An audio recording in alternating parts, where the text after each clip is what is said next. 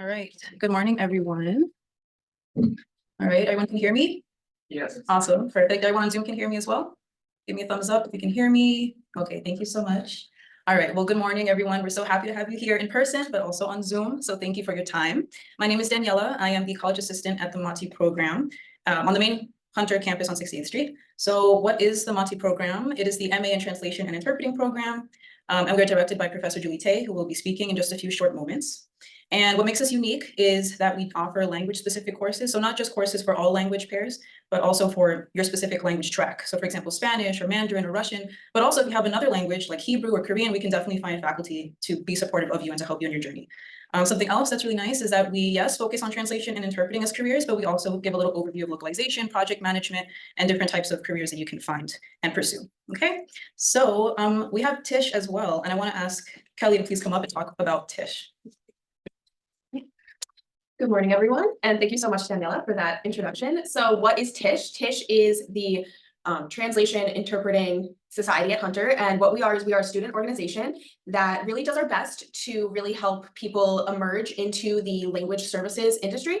We hold events, we hold social events, we help out with symposiums like this one, and we really try to help our members find professional opportunities and really just embrace their journey of studying translation and interpreting. I am very honored to be elected as the president of Tish for this semester. And I know that we all are working a lot to really ensure that our society becomes more equitable and accessible, especially given we live in New York and there are just many opportunities that lie ahead of us. So thank you so much. Thank you, Kelly. So Professor Tay, would you please come up and give us a few words? Let's give us a round of applause, folks. Well, the applause should go to Daniella, Kelly, and all the students who have put together this incredible effort. Thank you. Okay, so yes, greetings. On behalf of the Department of Classical and Oriental Studies, and specifically the MA in Translation and Interpreting program and our Student Translation Society of Hunter College, I want to express my warmest and heartiest welcome to all of you. Thank you for coming all the way uptown here, those of you on site, and for signing online and joining us virtually. Thank you for helping us make this a multi-spring tradition, is what it's becoming. Amazingly, the Hunter MATI fumbled and clicked and zoomed its way into existence literally in the thick of the COVID-19, right? When we were all on lockdown. There was no marketing to speak of in 2020, that was. And a time of great change.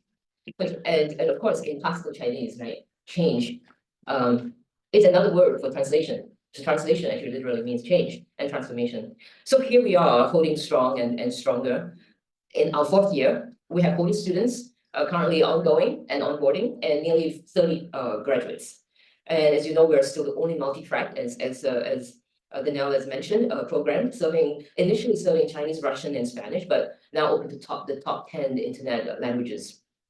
As I speak, the multi-student body in terms of linguistic competencies is represented by Korean, Arabic, Portuguese, French, Japanese, Mandarin, Shanghainese, Cantonese, Fujianese, Ukrainian as additional languages.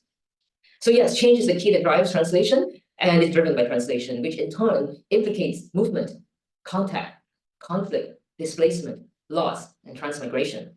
So at this time, perhaps more pressing than ever, we highlight migration or immigration as a reflexive US orientation, as the theme of today's conference, in considering how movements of people, change of regimes, and relations of power implicate translation and interpreting.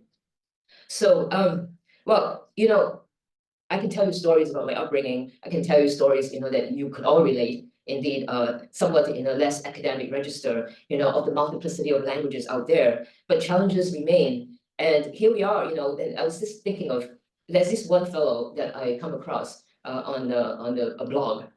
His name is Philip Holden. And this fellow is a literary studies professor who was born in Boston, right, an American true blue, and lived in the UK and Taiwan and China, different places in Canada. But somehow in 1994, ended up as an immigrant in Singapore and has remained since. And he has this incredible description of a day walking, just walking to work, right, going into the MRT, which is our subway in Singapore. He's sort of like my flip version of me, because he's me, right? I was born in Singapore, and and I lived in New Zealand and different places, and then again, and this was in the early 90s, I decided to reinvent myself coming to New York City and have remained since. So, it kind of in some ways, when I was putting this together and thinking, what should we have, right? Immigration seems like a fitting, right? I think, theme because, I think now more than at any other times, we want to convene here in honor of translation as migration and of migrants as the true voices that enliven translation and interpreting. So thank you, and let me hand this back to Daniella. And I'm really excited to hear everybody. Thank you.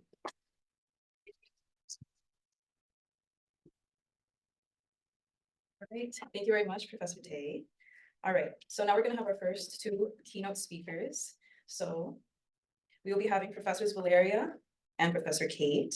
So very quickly, Professor Valeriya is a French and Russian to English translator and interpreter, and she's also a Monty professor, and she was also a past president of the New York Circle of Translators. And Professor Kate Deimling is a French to English translator from Brooklyn, and she specializes in fiction as well as nonfiction, art, and museums and transcreation. And her book translations include Color Charts, a History, and biographies of Christian Dior and Yves Saint Laurent. She holds a PhD in French and from Columbia University. And she has also spoken on translation at institutions, including Duke University and the Middlebury Institute of International Studies at Monterey. And today they will be discussing Christian Dior, Christian Eberhardt, A Cheerful Melancholy, the ins and outs of nonfiction book translation. So I would please like to invite both of our speakers up to the stage. Let's give them a round of applause as well.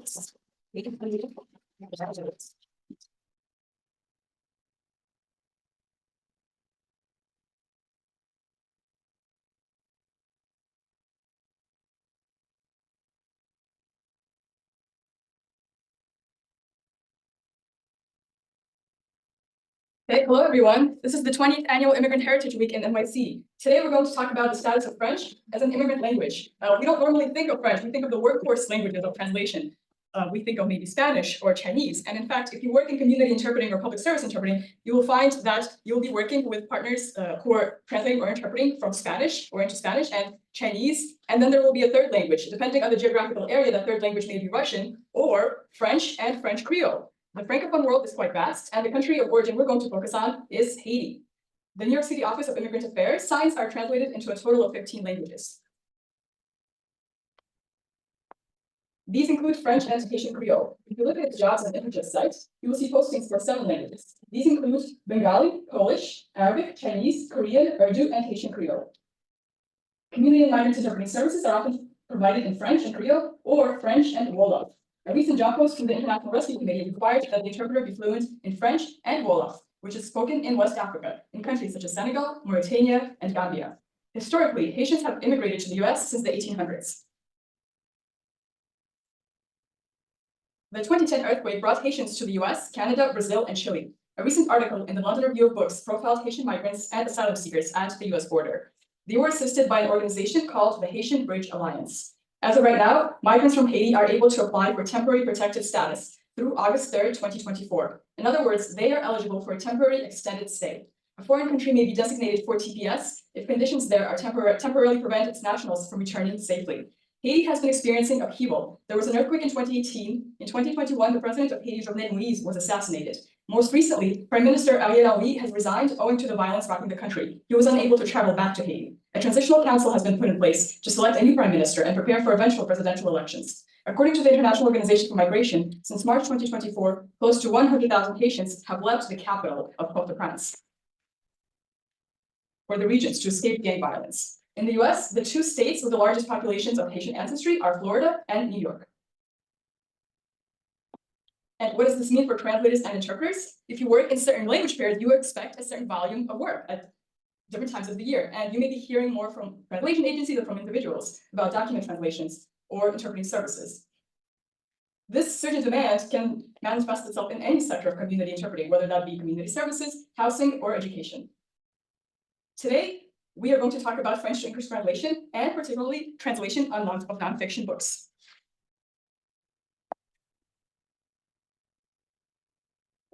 Our guest today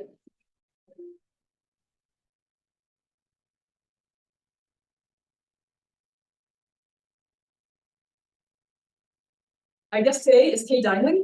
As you have heard, she's a French to English translator from Brooklyn. To date, Kate has translated 11 books, and we are celebrating the publication of Christian Dior, Christian Eberhardt, A Cheerful Melancholy, which was published in December 2023. And Kate, I think you brought a copy of the book, correct? I did. Okay. It's over in my bag. Okay. It looks very beautiful. So we are going to start with the practical side of translating nonfiction books. Did you have a contract in place before starting work? Yes, I did. And thanks for having me here today, Valeriya. It's great to be here and to be with all of you. Great. And how long did it take you to complete? Did it take you more or less time than expected? And how does this compare to your previous translation of Yves Saint Laurent, a biography? Well, this book was not as long as the Yves Saint Laurent biography. This book was about 65,000 words, and I translated it in about 2 months, which actually was faster than I would have cared to. But there was a tight deadline that the publisher wanted to establish, and I had to work with that. So I had also translated the book about Yves Saint Laurent was by the same author. So I felt pretty confident taking on this new project, even with a tight deadline, because I was very familiar with the author's style and some of the, the same time period that she was writing about and issues of fashion and so on. So so I felt that I could handle that deadline.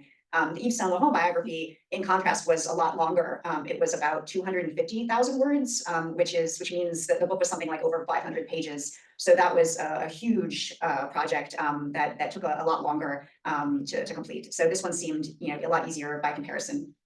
Okay, and what were some of the technical aspects of fashion translation? Yeah, there were some technical aspects that came up, although these were biographies, so the main emphasis was really on the life story. The author did discuss, the author whose name is Laurence Benaim, by the way, she did discuss some of the technical aspects of the fashion industry and how the companies were run and how they produced the clothes.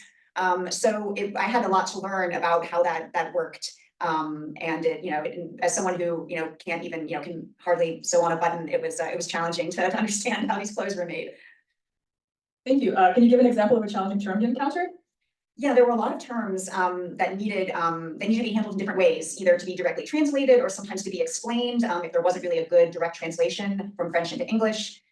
For instance, at the fashion label at Yves Saint Laurent's company, there were 2 different workshops depending on the type of clothing made, and each had a different name. So there was the Atelier Tailleur, which was the tailored workshop, and only the tailored and fitted clothes were made there. And then there was the Atelier Flou, which was the flowing or loose-fitting garment workshop. And interestingly, those were 2 very different skills. So there was an entirely different set of seamstresses working in each workshop. There we go. Lost the mic for a second there. Oop.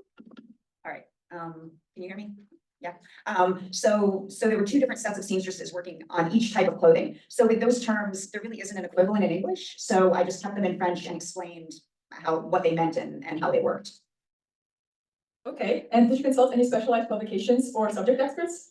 I did. I found a lot of, the internet is a great resource for this kind of stuff, like sewing blogs that would talk about different sewing techniques, and various other internet sites that I would bookmark and return to as needed. And I did. The Yves Saint Laurent had more fashion-specific vocabulary than the Christian Dior and Christian Eberhardt biography. So that's the one where I had to really dig in more into my research to understand what was going on. And I did end up talking to someone. I happened to know someone who was a costume designer. So with a couple tricky things where I couldn't figure out how a design or technique was being described, I ended up saving some questions like that to ask her right at the end to see if I could really try to get that right.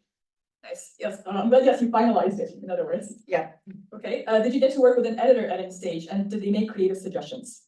Well, in my experience, the approach of editors can vary a lot depending on the particular editor, the press, I guess also on that particular project. So the editors that I worked with on these 2 books didn't have a whole lot of suggestions to make. They were pretty hands-off. Some other editors, the process may be a little more hands-on, but in this case, it really wasn't. Okay, so there was just a bit of copy editing at the end. Exactly. What was the relationship between Mr. Dior and Mr. Gerard like? What was special about translating a joint biography?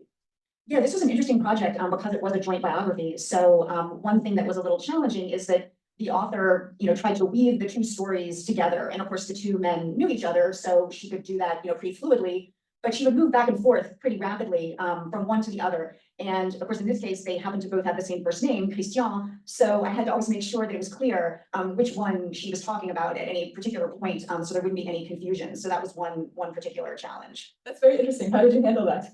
Well, I had to make sure that from the context, or it was clear which one was being described, or even maybe reinsert the last name to remind people in case the switching around was maybe a little too rapid. That's interesting, yes, because in my book translation, Around Dance of Water, there are 2 characters named Alex or Alexander, and you have to make it really clear who it is. Yeah. Yeah, it's definitely an interesting challenge. And I almost think that part of the reason she chose to write the book was because they both have the same first name, because it seemed to kind of symbolize this, this unity between them, even though they were very different personalities. Okay, so that was one of the challenges. And what is your favorite anecdote from the book? Oh, well, if I could have two, actually, one for each. In the case of Christian Dior, it's actually kind of a tragic story that his sister, Catherine Dior, was a member of the French resistance, and she was captured by French collaborationist police forces during the war, along with other people in her resistance network, and she was tortured. And she was then deported to a camp, but she survived and came back to France after the war, but she was never the same after that experience. And Dior actually named his perfume Miss Dior, that's named after his sister. So that's a very sad story. In the case of Christian Eberhardt, one story that sticks in my mind that is a little funnier is that Christian Eberhardt was very sloppy. And in this way, he was really the opposite of Christian Dior, who was very orderly and wanted everything to be perfect. And so even though they were close friends, they had extremely different styles in this way. And so apparently friends would come over to Christian Eberhardt's apartment, and he was an artist and also an illustrator and a costume designer. He was multi-talented, and he would just have his apartment strewn with all kinds of random stuff, and nothing was cleaned up. And he had a friend over one day, and there was a pile of newspapers, and his friend stepped across the pile of newspapers, and there was a ripping sound.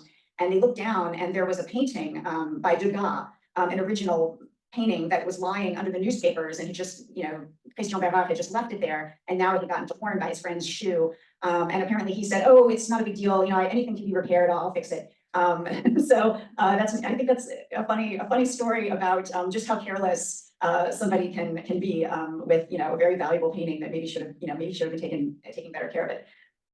That's really wonderful. Yes, I was reading that Mr. Dior, when he was growing up in Algeria, he went to see a show at the theater and he actually saw a set piece by Mr. Eberhardt. Yeah, that is an interesting connection. So Eberhardt was really, his sets were very admired, and he worked a lot with the leading directors, theater directors at the time. So that was one of his many talents. Okay, are you looking forward to more art translations?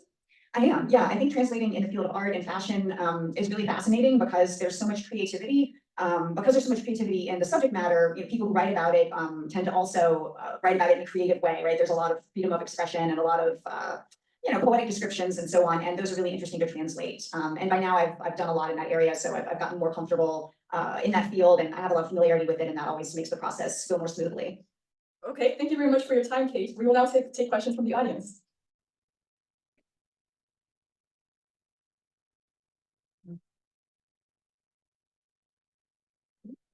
Can you perhaps talk about the overall market for fiction translation in the United States, what the trends are, how many books we translate as compared to 10 years ago, and whether this commercial fiction market you think is sustainable in the current conditions? Sure. So the question, for those of you who may not have heard, the question is about the current state of book translation in the American market. The US is notorious for not publishing as much in translation as other countries, right? You might have heard the figure of 3%. Apparently that's the number of books in the US that are translated from foreign languages every year. And in other countries, it's a lot higher. However, I do think that number is growing. There seems to be a lot more attention paid to translated books, and more books getting translated, and getting coverage in the mainstream press, not just in specialized literary journals and so on. So I think there is a rising interest here in learning about other parts of the world and reading writers who come from other parts of the world. Of course, it depends a lot on what language you're talking about. A lot of books are translated from French and Spanish, fewer from other languages. Some countries very much support getting the books by their authors translated into English and translated in the American market with various, fellowships and prizes and other kinds of support, financial support. So that's something that some governments do a lot, and that helps to get their books, into the hands of translators and acquired by American presses. So I think there really is a growing interest over here in reading translated fiction and nonfiction.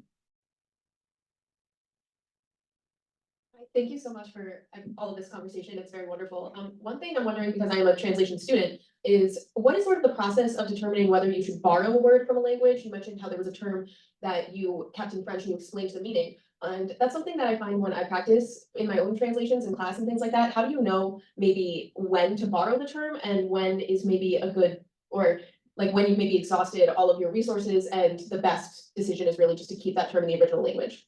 Yeah, that's a great question. And it's a little bit hard to answer because I guess it always varies on depends on that particular situation. In the case of the example I gave with the two kinds of workshops for making different types of clothing, I asked myself, does this term really exist? I mean, is there really such a thing in English? And as far as I know, there didn't seem to be such a thing. And so it really felt that the only way to do it was to keep it in French and then give an explanation. There are other cases where, I mean, if you do that too much, it starts to feel like a little bit of a cop-out, right? It seems like, maybe you're making it hard for the reader who's saying, oh, wow, all these foreign terms, the reader may get a little overwhelmed. So you want to do it, judiciously. Another term I dealt with was, there's a term in French for a version of a dress that they would make first, like just out as a test, and they would make it out of just some ordinary fabric, right, before making it out of like the super fancy fabric.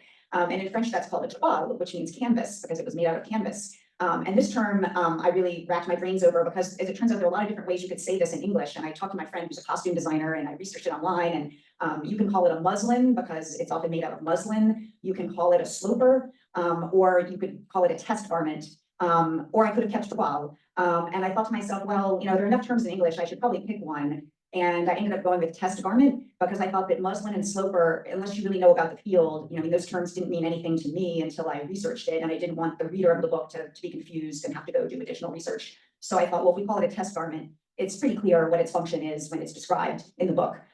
So really, I guess also putting yourself in the reader's position, or the listener, or whoever is, however someone's accessing this this cultural product. What do they need to know? Are they going to understand if you leave it and give if you leave it in the source language and give an explanation?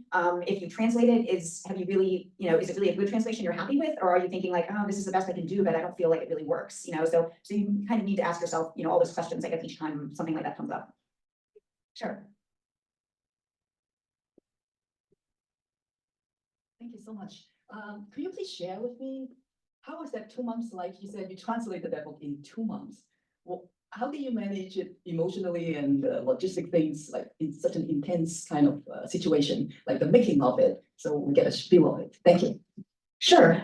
Yeah, well, when I translate a book, especially under a tight deadline, I do try to set myself a goal of a certain number of words a day, and I try to stick to that. And then I try to give myself a little wiggle room so that if I don't make my goal one day, I can make it up the next. And that way I feel like I can stay on top of it. I'm not all of a sudden thinking like, oh, I'm halfway through the time period, but I'm not even close to halfway through the book. I don't want that to happen. So I kind of, I'm pretty strict with myself and keep myself on a pretty tight schedule.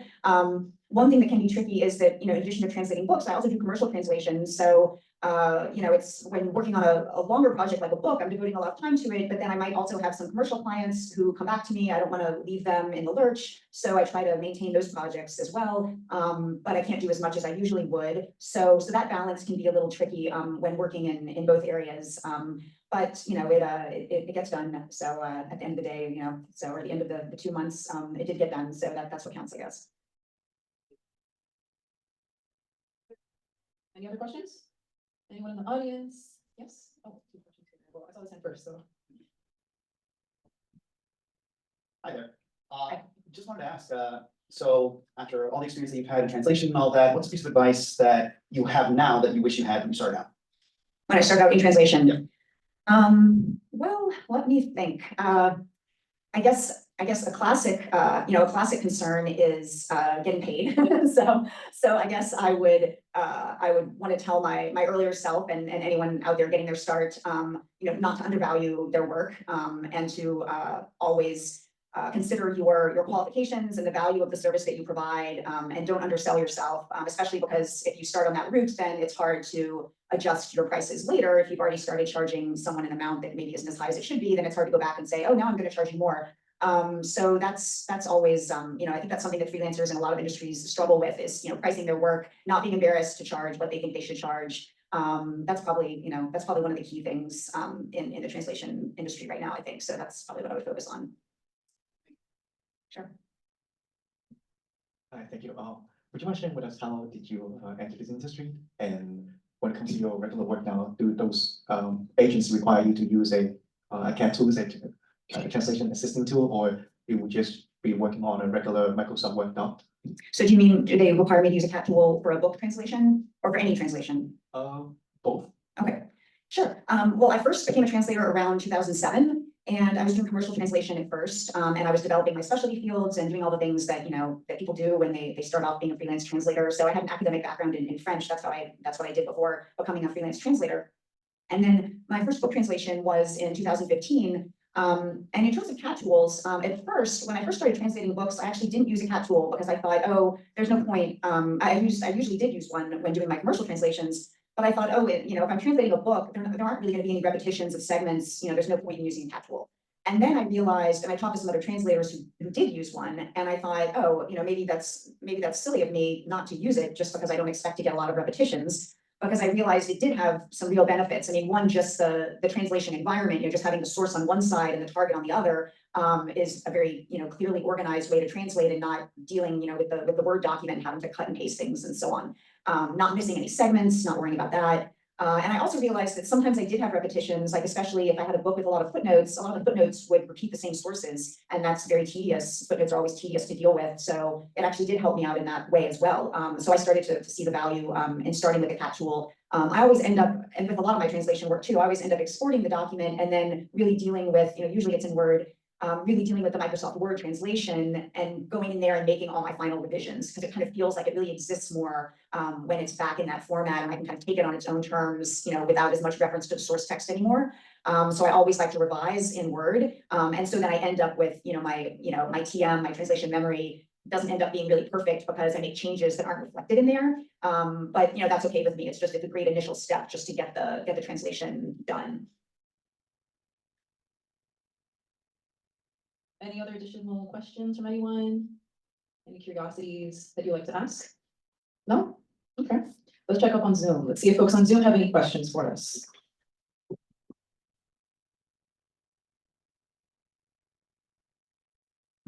All right, folks on Zoom, do you have any questions? Please feel free to turn on your microphones. Anyone? No? Okay. Well, professors, thank you very much. That was a wonderful presentation. It's not every day that we hear about the lives of these individuals that we hear about so much. So it's really a treat. So thank you both. And let's give them a round of applause. All right, so we will continue then. Thanks.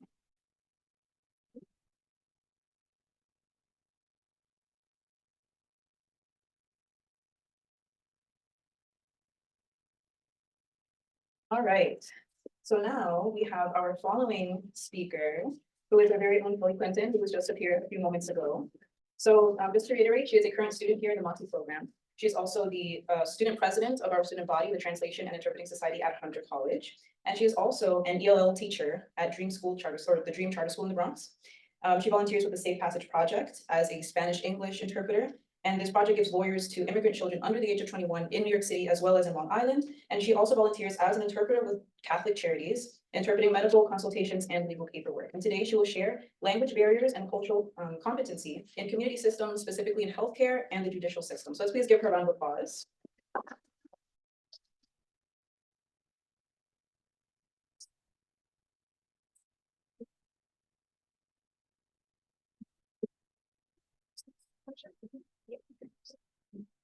Good morning, everyone. Oh, is this working? Okay, great. Good morning. I'm going to step a little closer to the camera too. Hello, everyone on Zoom. I'm very happy to be with you all here today. And thank you, Daniella, for that wonderful introduction. So yeah, I just wanted to talk to everyone a little bit about some research that I've done about this topic, especially because I believe it's just something that is so prevalent today, given that we have so many immigrants coming to the city, which I love. I love when our community becomes a little bit more diverse and a little bit broader. Yeah, so just a little overview of what I'm going to be talking about today, just sort of healthcare systems and the growing diversity that we are seeing, especially in New York City. Some variables that affect interpretive consultations that maybe not everyone is aware of, especially if they're not used to working with an interpreter. We're going to talk about moving beyond language and addressing inequalities in the healthcare space. And then I'm going to talk about a little bit of practice, evidence research, promoting cultural communication and acknowledging immigration status in community. Okay, then in terms of the judicial systems that we have here in the US, again, I'm specifically speaking about the US context because, well, that is where I live, and sort of the prejudicial impacts and how that may affect people who are sort of experiencing something in terms of the legal context here, and then some proposed solutions to some things that I have been seeing in research that I have done. Okay, so first thing we are going to talk about just the growing diversity that is happening here in the United States. So obviously the first thing is that people move.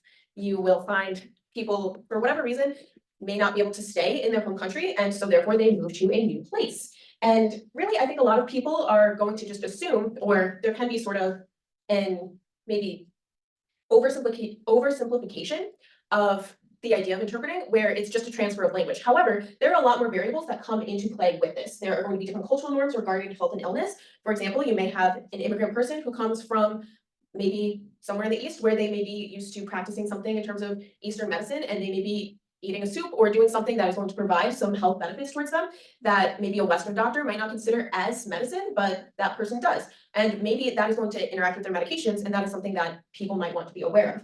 There is also going to be just limited proficiency in the language of the new country, very possibly. Someone may be able to communicate their basic needs, such as I need food, I need water, but they may not be able to really say exactly what's going on. And there also is sort of an understanding, or really just sort of an expectation is more the word I want to use, between people who have been in the United States for a certain amount of time and really the expectation that they are going to learn the language. However, that may not always be the case. Languages can be very difficult to learn. I am a language learner myself, and I know that it can be very challenging to sort of find equivalents for these terms and really just ideas that we see. We also might see some restrictions on access to public benefits for undocumented immigrants in the United States. So, I mean, it's really just to say that there are certain things that either people are not aware of exist, or they may not know where to find them. And then there are also people who maybe are trying to put a stop to that for whatever reason, because maybe they just feel that, okay, this person has been here long enough, they should know these things. Okay, there are also going to be different ways that healthcare is perceived depending on more than just your cultural background, but also potentially your gender and other factors as well. For example, if maybe a woman goes to the doctor, sometimes she may be dealing with an actual health complication, but because of maybe whatever her age may be or other factors, that doctor or provider may not be taking her concerns as seriously as they maybe should, because maybe they're like, oh, this person comes in here all the time, they're always complaining of a headache, so this is just how it is, right? But obviously, you don't live inside that person's body. So it is really, I think, crucial that as we move into this new space, we are taking an empathetic approach, and we are really just doing our best to make sure that we are providing the most really equitable and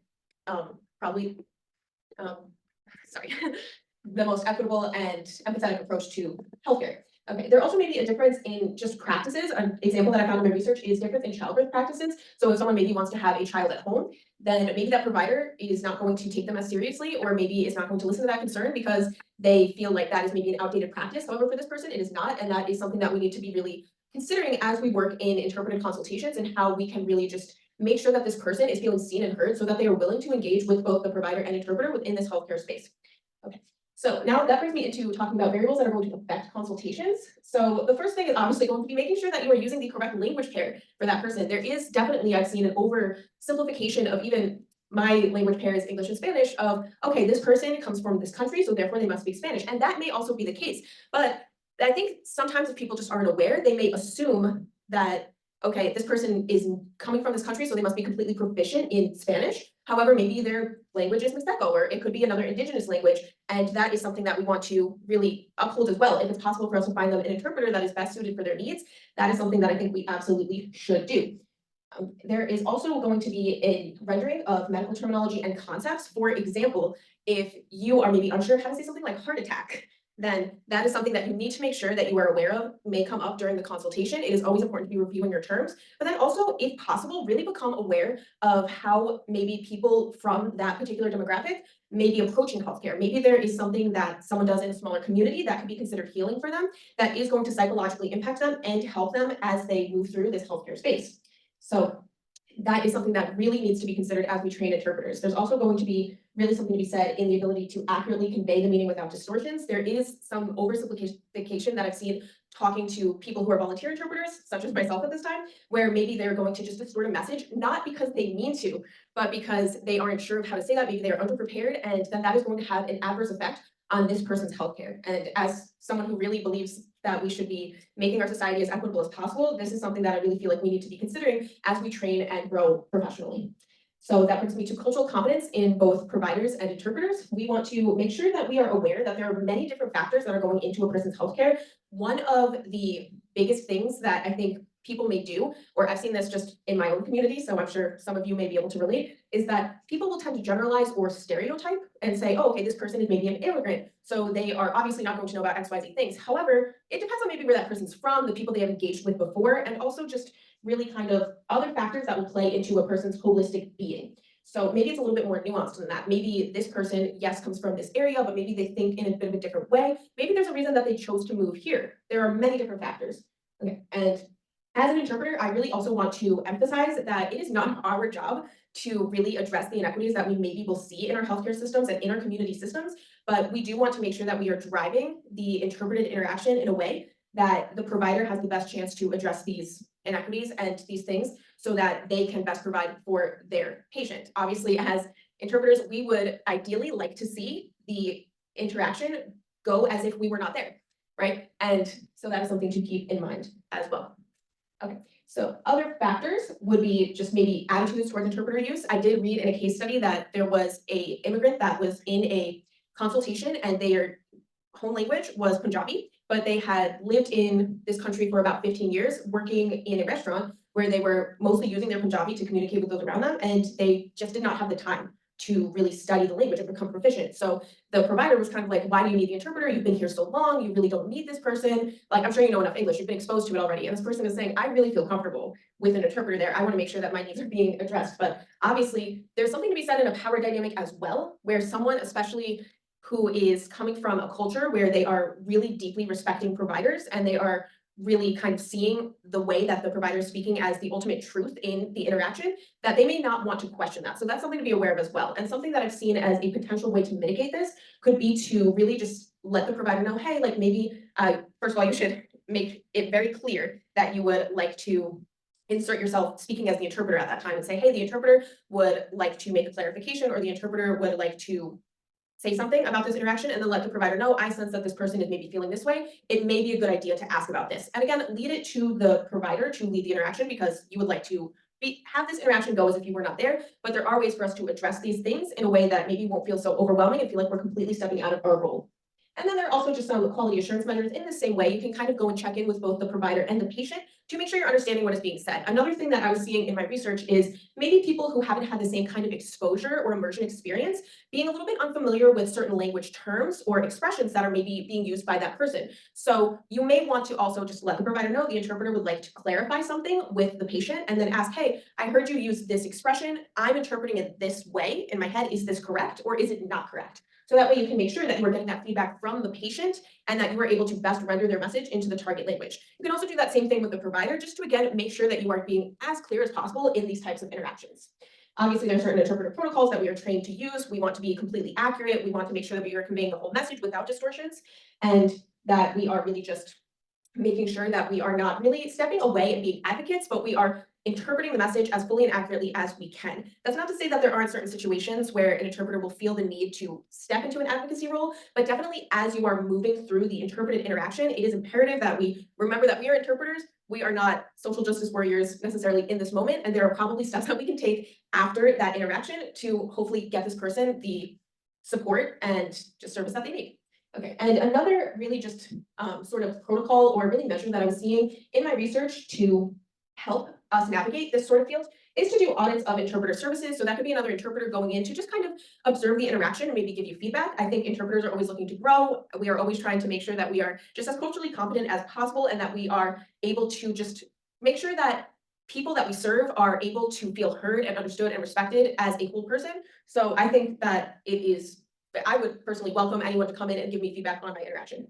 Okay. So that also brings me to moving beyond language, because as I mentioned before, there are many things to consider as we are moving through interpreted interactions, and many of which do not actually have to do with the language itself, but it's going to be acknowledging just really that person as a holistic person. What do they need? What are the goals of this interaction? That is another thing that I think can really add a layer of clarity to interpreters and their services, is just to make sure that you are very clear, if possible, with the provider. What is the goal of this interaction, so that you can really help them meet that goal? Because obviously, as an interpreter, you would like to make sure that they are reaching this goal as if you were not there. And another way to do that, again, is just acknowledging how diverse immigrant populations can be. Just because someone maybe comes from a certain country, that doesn't necessarily mean that they're going to speak your dialect or even be completely proficient in the language that is most common in that place. It could be an indigenous language. It could maybe be, who knows, a different way of speaking that you're just not familiar with, like the street slang that we see, right? It could depend on education levels of that person as well. So these are all factors that are going to play into our interaction that maybe other people, if they're untrained, might not consider. There tend to be oversimplistic understandings of really just cultural differences, and too narrow a focus on language barriers to describe these intercultural complexities. So that really can be used to develop our healthcare and the well-being to increasingly diverse populations. Another thing that I was seeing as I was researching is that there were migrant workers who were working in construction, and that they were able, or well, they weren't aware of the services that they had. They also spoke a diverse number of languages, and then they were perceived as being unintelligent in their interactions, when that wasn't necessarily the case. That was actually just more because they were unaware of the things that this healthcare system was providing them. There were different ways of going to the doctor. There were different ways that the consultation would go. And sometimes people don't really know that they have the power, at least in this healthcare system, to advocate for themselves and to really say, hey, I don't want this, maybe, or I do want this service. Can you maybe bring me to someone who can provide that? So I think another thing is just that we need to widen out our axis of inequality on healthcare inequality to include migration-related variables, such as migration trajectory and the conditions in which they come, because people may hold trauma as they move from one country to another.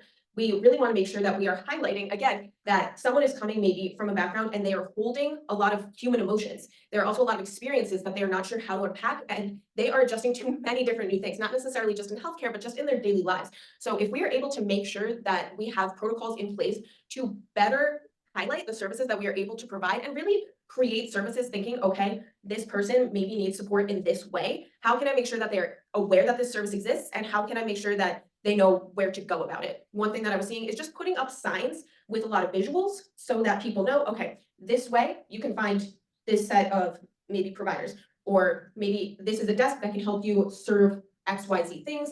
If they don't know where to find a primary care physician or anything like that, then you can make sure that as they enter the hospital, that there are signs in multiple languages using visuals that will help aid in that as well. Okay, and so this was actually a chart that was shown to highlight different interpreter interactions and the sort of outcomes and how happy that person was based on the really result of that interaction. And what they found is that people who were already coming from a healthcare system that was similar to the country of the really target country that they were arriving in. So for example, the European Union, things tend to be very standardized. People were able to adjust a lot more easily, and they had a higher satisfaction rate than people who had that were coming from very different cultural backgrounds. So that was very interesting as well. All right, moving on a little bit just to the legal context. Especially in the United States, unfortunately, what I have been seeing is that the legal system, it's a bit complex and it's not very friendly, especially to those people who are not very well familiar with our customs and norms and really just our language. And what people were finding is that in different sets of cases, people weren't sure about their rights, and then they were actually admitting to things that they maybe did not do and then be charged or even deported because of these things. And then that was leading to just a higher dissatisfaction in our people who are coming from different countries, our immigrants, and they are really just being sort of, they are just being prejudiced against. So there were also certain rights that are outlined in the United States legal system under Miranda Brady Padilla, which really state that, well, first you have the right to have your rights read to you under arrest. However, one thing that is coming up is that is oftentimes really not considered how language may be impacted in that. And it is up to an officer's discretion to decide if they had accessible access to that. So maybe if someone doesn't have the resources available, they're just going to arrest someone. And I don't know, maybe an officer, if they can speak basic Spanish or they can speak street Spanish, they might try to communicate the Miranda rights in some way, but they aren't fully and accurately conveying this to them. And therefore they are unsure of their rights. And then therefore there is an obstruction of justice in this way. And we were able to see that through a couple of different court cases.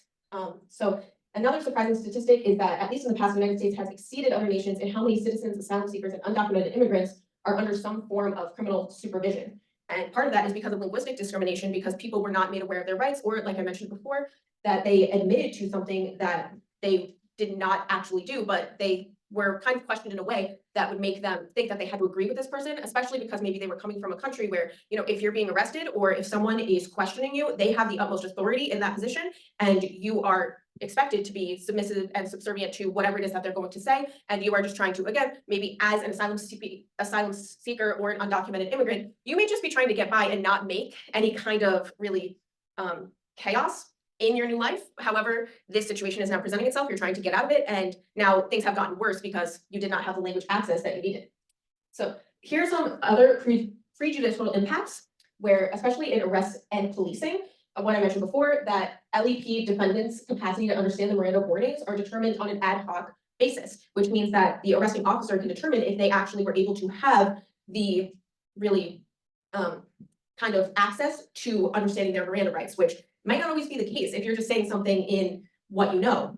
And then there are also pretrial proceedings and plea bargaining. There have been also recorded cases where people will find that because a person is a limited English proficient person, it's harder for them to get a court date. It is harder for them to move forward in the judicial process, all because they don't have that language access. And this is especially true for people who speak less spoken languages or less common languages, like I mentioned before, maybe with mixed echo or some other language that just, it might be hard to find a qualified professional to give them that service.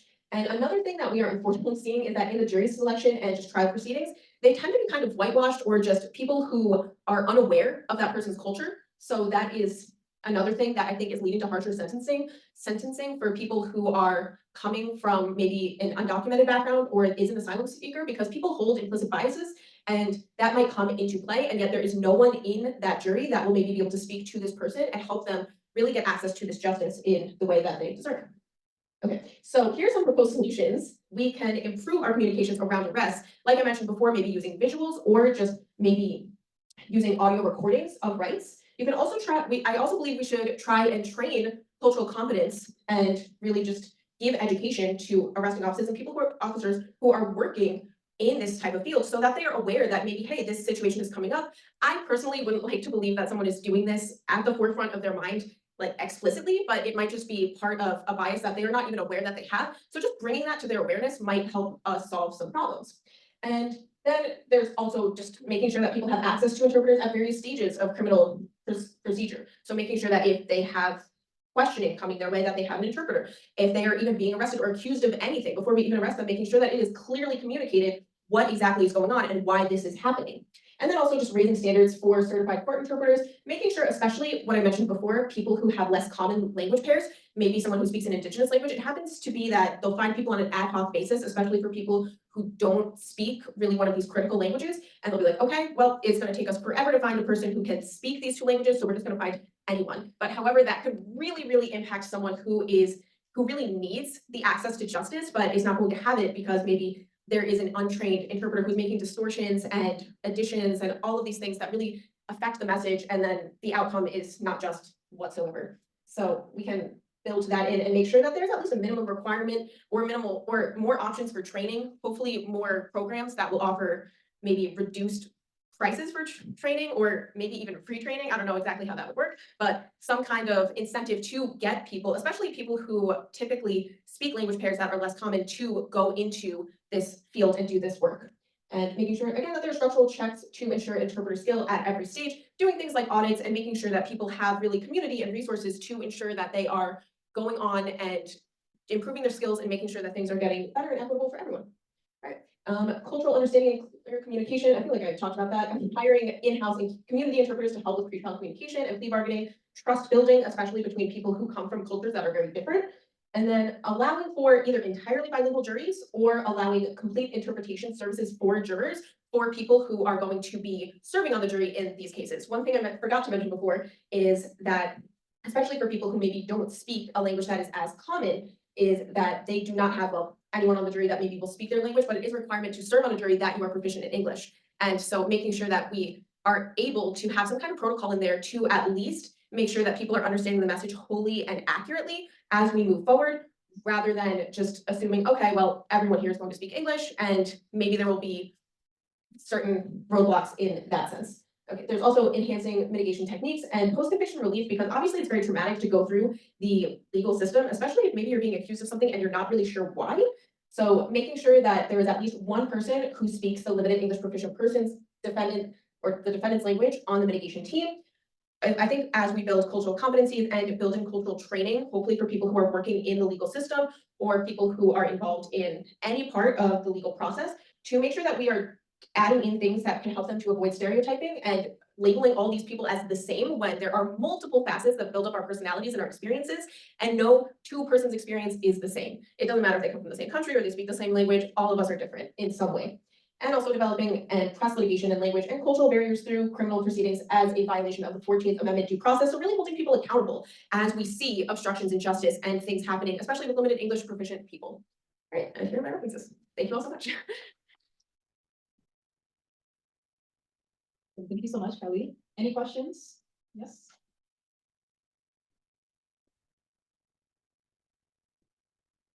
Hi there. Hi. So I wanted to ask, in the field of like legal context and law enforcement, stuff like that, What kind of impact has machine translation and AI tools had, and has it been generally positive, kind of negative? What kind of impact is there when the human element is kind of de-emphasized in these contexts? Oh, thank you so much for that question. That is a really great question. So as I was researching, I don't think that there have been too many case studies specifically naming AI.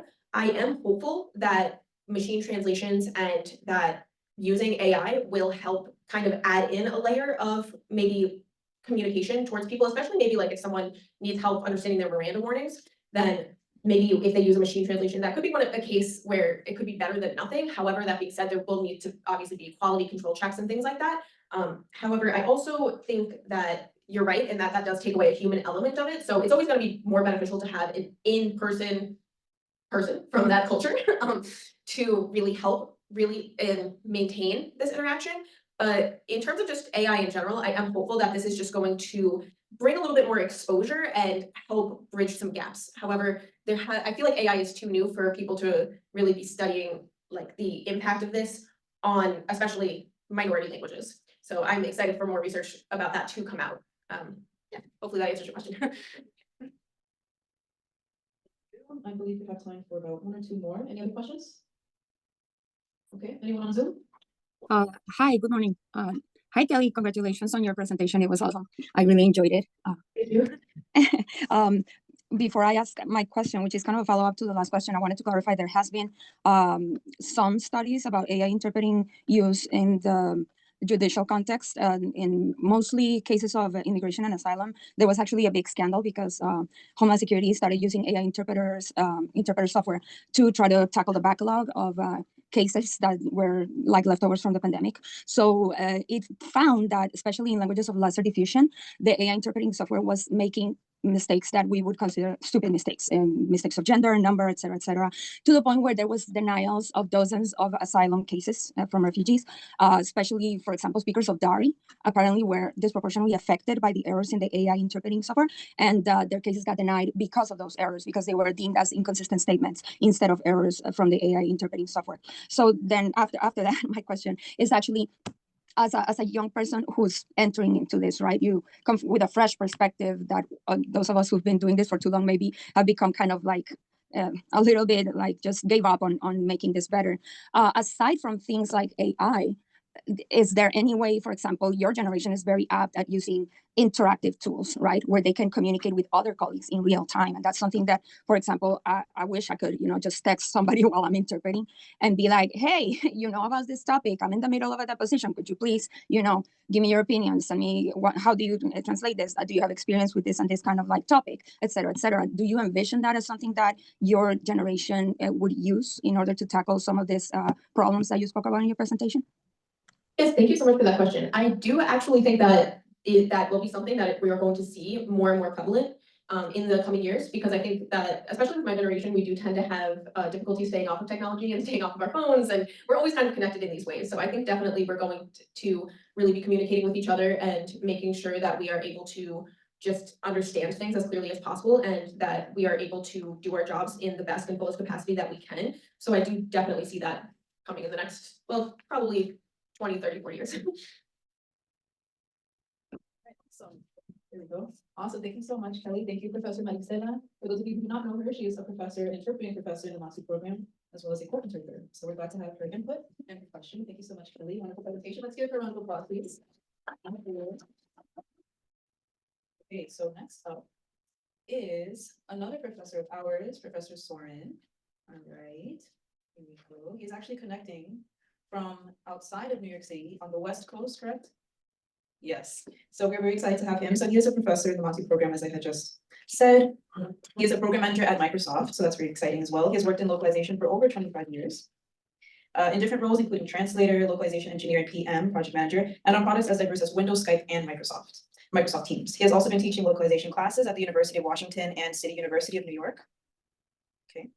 He has published several books, including The Little Book of Languages and The Little Book of Localization. And today he'll present Languages Coming into Our Country, Immigration and Translations. Professor Soren, the floor is all yours. Thank you. Let's give him a round of applause, folks. Thank you. Thanks for having me. I just need to get my slide share going, and I'm not sure whether I'm already a co-host. I am. Okay, then I should be able to quickly see what I can. I don't see anything for sharing.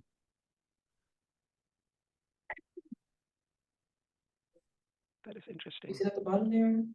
Yeah, here we go. Okay. So I have a slightly cryptic title of languages coming into our country when I'm going to be talking about immigration and translation. I took this actually from this gentleman. Donald Trump had this quote made the press: "People who don't speak languages, we have languages coming into our country. Nobody that speaks those languages."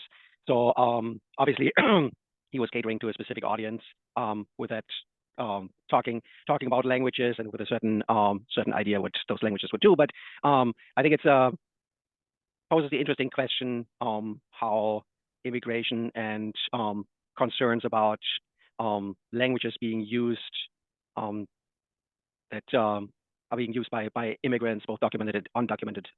How does that challenge play out, and how do people navigate the complex challenges of the lower proficiency in English?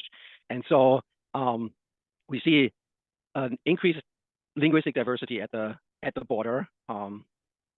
So there's been an influx of immigrants from much more diverse linguistic backgrounds. I have like to share this statistic here that shows, actually, I'm highlighting this. This is other countries. So you see a lot of the Spanish-speaking countries, and they are majority Spanish-speaking, obviously. But we also see that the number of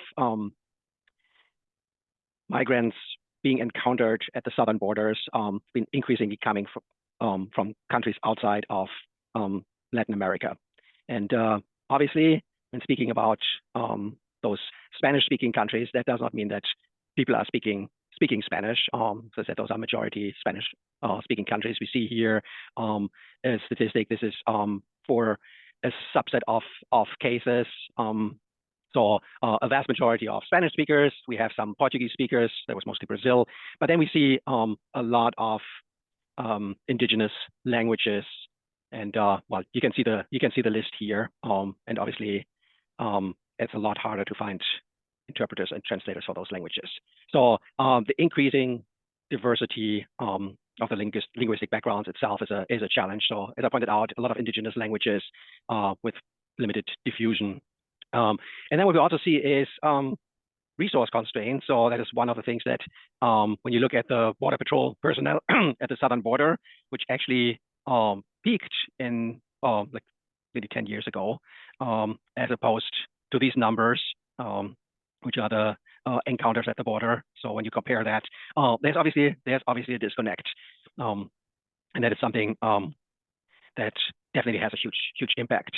So I think that well, we've already heard a little bit about the language access rights.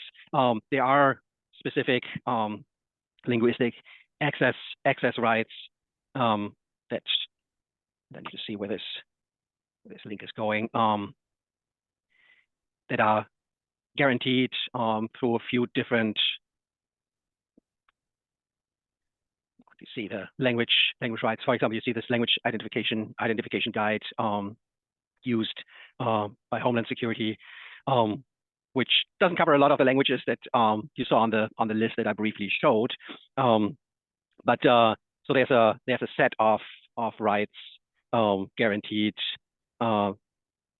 for the legal proceedings, and Kelly has already covered a lot of the issues there, the challenges there, proposed solutions. There was one case that caught my eye, and there's obviously tons of similar cases where issues in translation, in interpreting, might cause an adversarial outcome. In this case, it was basically that Mario Perez Domingo got separated from his daughter because there were misunderstandings about their relationship, and it took quite some time to actually remedy that problem. And it's just one case out of many. So the challenges that we're facing here is, as I already mentioned, like the resource scarcity. There's not enough translators, especially for the many indigenous languages, but then also for languages, as I mentioned, coming from other countries. A lot of the proceedings, I mean, the proceedings are being held in English, and so there would always cause a gap. Even for an English speaker, the legal jargon can already be a barrier. And then getting that translated, there might not even be a corresponding terminology in some of the languages spoken.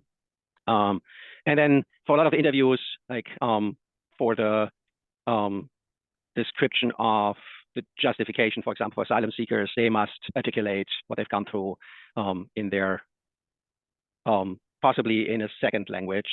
So often, because there's no interpreters of indigenous languages, they might need to try to explain things in Spanish, a second language for them, not having any assistance there. And all that also given not only the linguistic differences, while we all know that linguistic differences often also encode cultural differences. So they must basically navigate an unknown system to convey specific meanings in that. So there's very simple recommendations, but obviously really, really big asks. There's the first one is that the involved federal agencies must prioritize funding. So you saw that dip in just general resources. There was not specifically interpreters and translators, but interpreting and translation services. There was broader personnel in general. There have to be more resources to address a lot of those issues. The collaboration with communities is useful, but it should not be the something that federal agencies merely rely on. So there need to be community-based solutions that are workable. You should not have just members of a community getting involved haphazardly. So how can gaps be closed in a cohesive way?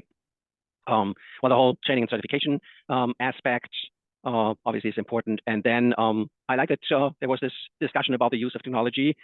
Obviously, for me, coming from Microsoft, that is one of the ways that, well, engineering cannot solve everything. Definitely not. Technology cannot solve everything. And it poses its own challenges.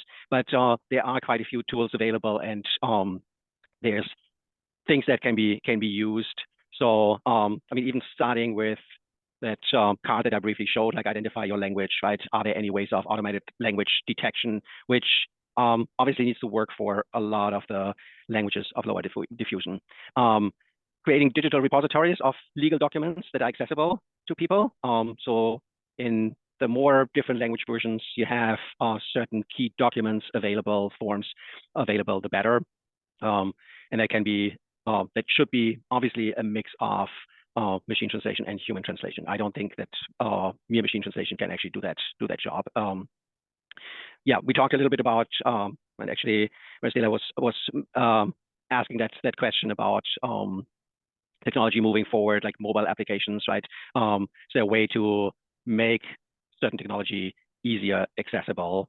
And I know that like real-time translation software can definitely have its challenges if you use it unmitigated and not with people to monitor it. But if you use that for supporting interpreters, I think there's a lot of potential there.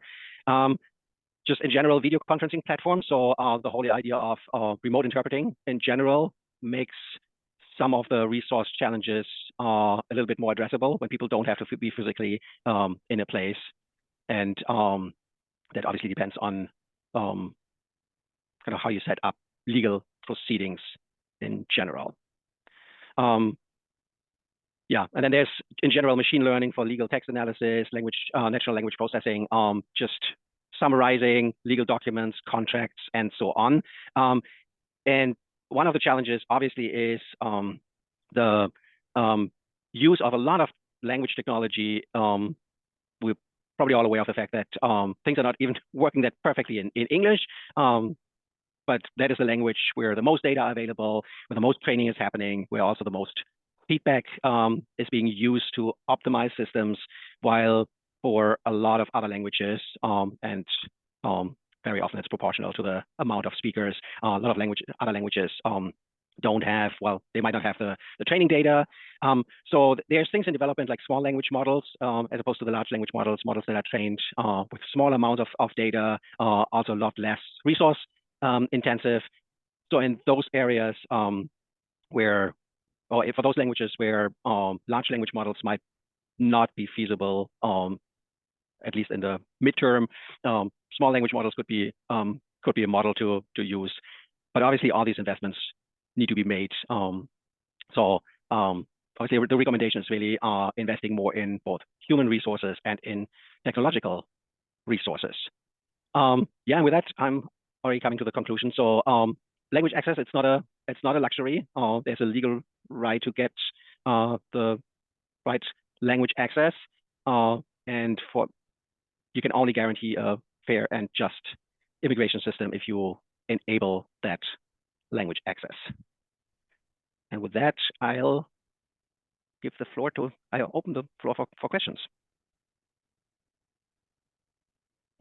Thank you so much, Professor Soren. That was wonderful. It's wonderful to have that perspective, right, about technology, what that impacts, what that implies. Does anyone have questions here in the auditorium? Anyone on Zoom? I have questions if nobody else wants to go. Thank you, Soren, because this was so interesting, and I really want to pick your brain about a couple of things. You were talking about the machine learning for legal texts, right? I'm pretty sure you read about that also recent scandal where a couple of lawyers did their research, their legal research through an AI. I think it was ChatGPT, and it actually invented legal citations that looked legit, like until somebody kind of looked them up and they were like, this case doesn't exist. The AI made it up. So obviously I understand that the AI does what it does based on what we give it, right? So if we don't give it parameters to not do this, right? But my question is, how come nobody thought, okay, it's not just a matter of learning legal language. You have to actually, the algorithm has to not make up things to give you an answer, right? It shouldn't be inventing legal citations as a replacement for authentic legal citations, which is what those lawyers needed. So that's question number one. And just question number two, so you don't have to hear me again and you can answer both, is the use of video conferencing in interpreting has evidently helped a lot. It has also imposed a new set of challenges for interpreters. Being in front of a screen for hours on end has proven to alter our cognitive load and make it harder for us to focus. It has proven to lead to feelings of alienations in interpreters, for example, who are doing quote unquote team interpreting, but the other interpreter is not there. You're in your home, the interpreter is in their home. So team interpreting is no longer what it used to be when it was in person. So all of those challenges from the technological standpoint, right? From the person who's designing these platforms and improving them, is anyone working on helping us solve those problems? Maybe I can address the second question first, because the first one is a pretty big one. I think it's it's a question that people are asking in the context of remote work in general, right? There's been a lot of studies on the impacts of remote work. People obviously welcomed it with the pandemic, making sure that teams would stay connected, and that during that time there was also that massive shift to remote interpreting, and technology accelerated in a way that was really amazing, just to fill the gap. The gaps open there. I think that ultimately we're seeing that just in the workplace as well, that probably the solution moving forward is hybrid work, not people working just completely from home.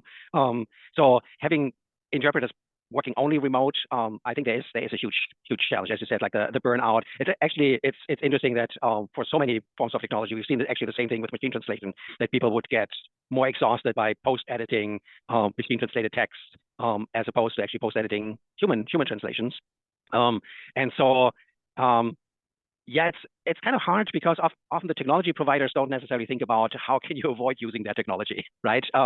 It is often then the organizations employing that technology that would need to think about how to tackle those specific challenges.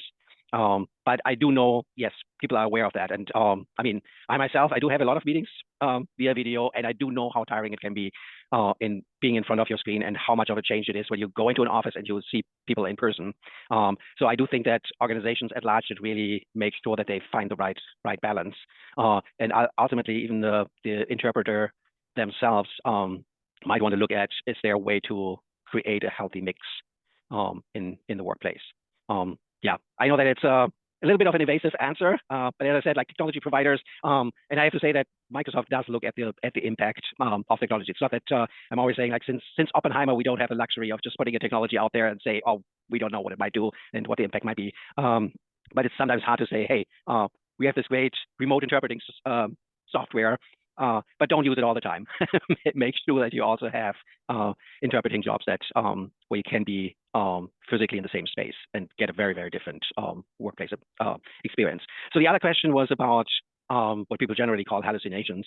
It is interesting because it's basically it's baked into the technology. It is I mean, ultimately large language models, well, all language models, small language models as well, are just big autocomplete. So it will just create things, and it's really about getting the data right and making sure that I mean, it's really a matter of training those models and refining those models, not taking them at face value. So I would not trust anything that has just been generated by, for example, ChatGPT and not being reviewed in any way. So I do think that there's a lot of opportunities, yes, for like looking through cases, but just taking that and not cross-checking on some references, that is not recommended. So I think, well, I'm always also reluctant to say that's kind of a user error, because yeah, you don't want to blame it on the user of the technology, but people need to be very, very cautious. AI is a tool.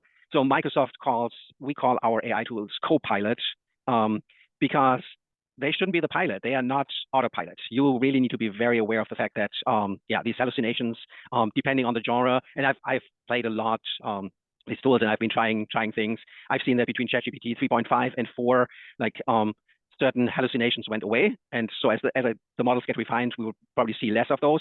Obviously, it's also very language dependent, so we can probably see a lot more progress in English, but then we also need to look at other languages. The good thing is that most of the court documents that we are talking about here would be in English, right? So, but yes, you cannot use these tools without further scrutiny. Really great questions. Thank you so much, Marcella. Really appreciate it. Wonderful. All right, so we have a question in the chat for you, Professor. From Professor Chris.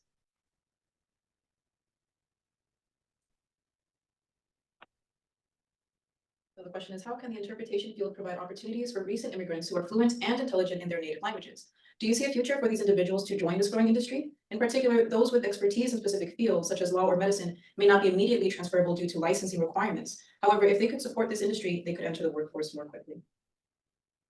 Yeah, I think that goes a little bit into the question of how much flexibility can you create also through tools. So from a certification perspective, I'm not sure I'm the right person to answer that. How do you make sure that people get the right standing? But like, that is one of the areas when you have people that might be located someplace else, that might also just want to do something on a as a part-time job, they just get started with a few jobs. I think there's a lot of areas where technology can help and give people that opportunity, right, to be involved. And I think that obviously bureaucracy is always a little slower to find the right platforms. I think that the language industry at large is so used to onboarding people actually really, really quickly.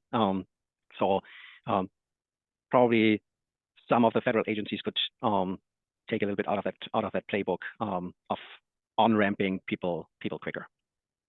Thank you so much. All right, a quick question.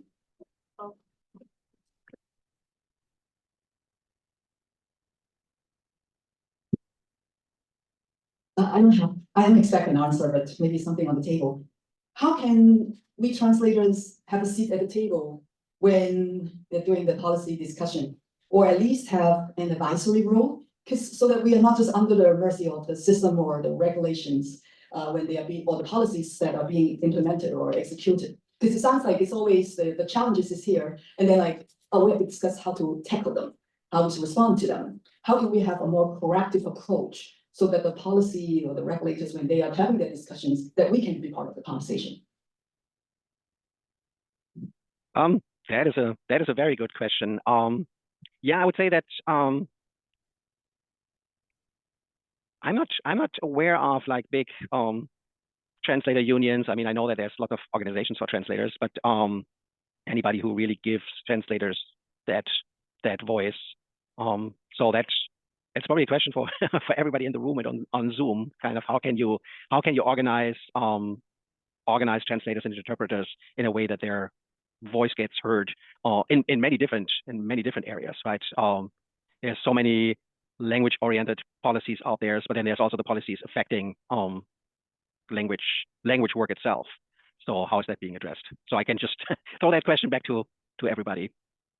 All right, thank you so much, Professor Soren. That was wonderful. Let's give him a round of applause, everyone. Right. So now we're going to have Professor Anatoli. He's also a professor here in the Mouthon program since its inception. So we started in 2020. So we're grateful to him. He brings over 30 years of experience of working at the highest level of government and business. And he's a conference level contract interpreter with the US Department of State. Today, he will present ethics and empathy of interpreting for the immigration hearing. Let's give him a round of applause.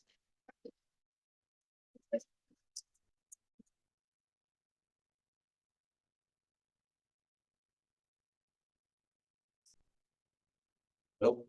Okay, can you hear me? And how do I change the slides? Okay. First of all, thank you so much to Daniella, to Professor Tay, to all the organizers, and it's great. Okay. Sorry, second try. Thank you very much, Daniella and Professor Tay and all the organizers of this event for the opportunity to speak and to be in a very distinguished company. The topic that I'm going to talk, obviously, is tackled by a lot of people in the room and on Zoom. Hello, Mary Stella. She probably is the ultimate practitioner on us about in this field. But when I started interpreting 35 years ago, I wasn't prepared by my choice to the kind of human trauma that I'm encountering every day working in hospitals, because I thought I'm going to be at the UN and at the State Department, which I also do. But preparing for this talk, I thought about all the cases that I've been interpreting, and it's been rape, murder, assault. So it's a lot of difficult emotions that you are dealing with. And in many times, our role is to help people go through a life-changing situation. So my thinking about this was, how do we do this job, and how do we use those 3 E's, empathy, emotion, and ethics, and what is appropriate, what is not appropriate in that context. Oops. So this is just a picture of a younger, slender person who I would like to be like, but this is your typical setup, right? This is how you do things. Thinking about empathy and interpreting, what is empathy? Empathy is seeing the world through the eyes of the other, not seeing your world reflected in their eyes. So I think that's an important thought. And I have another, another quote here, sorry, which I find later. But there are lots of quotes along those lines about what empathy is. Importantly for us as interpreters, there's a lot of research out there that shows that we are more emphatic, we are better communicators. So it's, again, a lot of things out there about how to communicate better, how to be more emphatic. So there is a lot of stuff supporting the idea that if you're emphatic, you are a better communicator. And for us, it's important because interpreting is an act of communication, and it's very important to remember that. And I have some quotes from some of the work that I like about why interpreting is an act of communication. I think it's a very important bit to really remember that. So it's a communication in action, a complex process of interactive exchange in which speakers of different languages negotiate meaning through the mediation of interpreter. I kind of liked both the negotiating the meaning bit, but specifically highlighting the fact that we are at the crossroads between here, communication and interpreting and translation theory. Obviously, communication is a great thing in great important bit in community interpreting. And in this quote, in this work, community interpreting by Hale and Azola, is community interpreting serves as a vital bridge. Everybody knows that. But again, communication is at the heart of community interpreting. So my point that I'm trying to make here is that being more emphatic helps you be a better communicator, helps you be a better interpreter. And by the way, I have links and quotes at the end. I'm certainly prepared to share the slides if people want to look at those resources separately. Harper Lee, To Kill a Mockingbird, put it in a very interesting way. You never really understand a person until you consider things from their point of view, until you climb inside of his skin and walk around in it. So how do we practice empathy? What's the best way to be emphatic? And I'm glad to follow my colleagues here in talking about biases. Acknowledging your biases is very, very important, right? When we are interpreting, we need to be aware that by engaging in the art of communication, we bring our own biases to this act as well. Very interesting test, in case you haven't taken that. It's a Harvard bias test. There's a lot of different tests that you can take. It's truly illuminating. I highly recommend you do that. Questions and in any way communicating sensitively. So what does that mean? We can easily misunderstand someone whose identity and background are very similar to our own. However, if we're dealing with somebody whose background is completely different, the opportunities for mistakes are multiplying. So asking questions here, being inquisitive, making sure that you understand the person is very, very important. Active listening, one of my favorite things when I talk about interpreting, but it turns out that to be an emphatic communicator, you need to listen actively too. So some of the very common, very basic advices here about making eye contact, not interrupting. Here it's not specifically about interpreting, but avoid giving advice, avoid giving suggestions or fixes if they are asking you for that.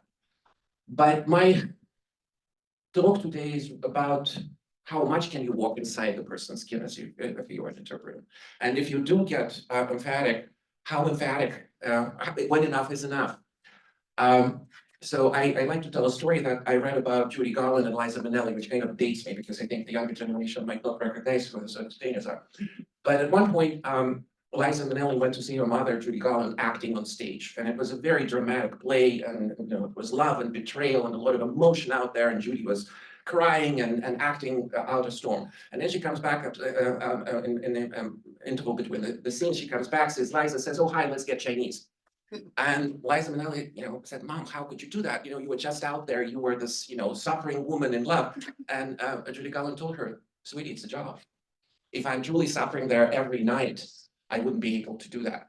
So I think that kind of translates to what our role is here. So the first E, empathy, is of course very important. Yes, you need to be emphatic. Yes, you are dealing with people who are probably lived through a lot of trauma, who are facing a life-changing, life-determinant hearing or decision that you're helping with. But if you are too emphatic, if you're too inside the skin, you are not going to survive. You're not going to be able to do your job properly, or at least for very long. There is such a thing as an empathy burnout. It's a well-studied phenomenon, so it's also known as compassion fatigue, emphatic distress. I think we need to be aware of that, because if you are continuously, and those of us who are working at the hospital on 8-hour shifts, they're aware of that, because if you're dealing with a lot of trauma, and if you're dealing with a lot of drama in the court, you're going to be suffering that. You're going to be susceptible to that. So again, how much empathy is okay, and how do you avoid that burnout? I'd like to stay with the slide for a little bit, and I very much I want to see your reactions and your contributions here. I think, in my personal experience, you do need to step back. And I'm not a psychologist, but I've read some psychological research that suggests that you need to be aware of how you feel and notice your feelings. So if you're experiencing that, just as we want you to be aware of your biases and notice your bias, the same thing, you need to be aware that if you are nearing that, if you are coming to the point where you are emotionally burnt out, you need to do something about it. You need to take a break, you need to stop, you need to be conscious about this thing happening to you. The second E that I want to talk about is interpreting emotion. Do we do that at all? And how much do we interpret emotions? And again, a bit of a historic anecdote. I was born in the Soviet Union, and it had finally collapsed. To my joy of many of us, there was a flood of information coming into the Soviet Union, including movies from all countries, and those movies were often not dubbed or subtitled. So what was happening, there were interpreters doing voiceovers for those movies. So you're sitting in a darkened room, you're watching a French movie, and there were two simultaneous interpreters interpreting through the mic. And there was a particular movie and a particular night that I will probably remember for many years. It was a French movie called A Woman and a Man, not a man and a woman, not the Claude Lelouch masterpiece, but A Woman and a Man. So it was again about a relationship, and the woman was screaming at the man she wanted a baby. He thought that they were not ready, they didn't have the money, and the woman screams at this poor man and says, "You're not a man, I want the baby, make love to me." And the person interpreting all this was a very nice, elderly, very British lady. And at the end of this monologue, the woman screamed, "Ah!" So the lady did not interpret any of that part about making love to me. She just did the exclamation. She kind of sheepishly screamed at the mic. "Eh!" The entire audience collapsed because it was evident what was going on. It was evident that she was not willing to interpret that, but she was interpreting the emotion. The other end of that is when people are coming with a very wooden voice and saying, "Make love to me, you are not a man," right? So there is a two kind of polar opposites of that idea of interpreting. I would venture to say, and I couldn't find any specific research on that, you need to be somewhere between 50 to 75% of emotion of the speaker. You do not want to outplay them on the stage. You want to be emotional, you want to be emphatic, but you want to also step back and give them center stage, right? You are, again, engaging in the act of communication. Your job is to work for them, not to work instead of them. So being overly emotional, being overly emphatic, I would say, I would caution very strongly against that. So just as an interpreter walks to the left, usually at high level events, and a step behind the principal, same thing goes here.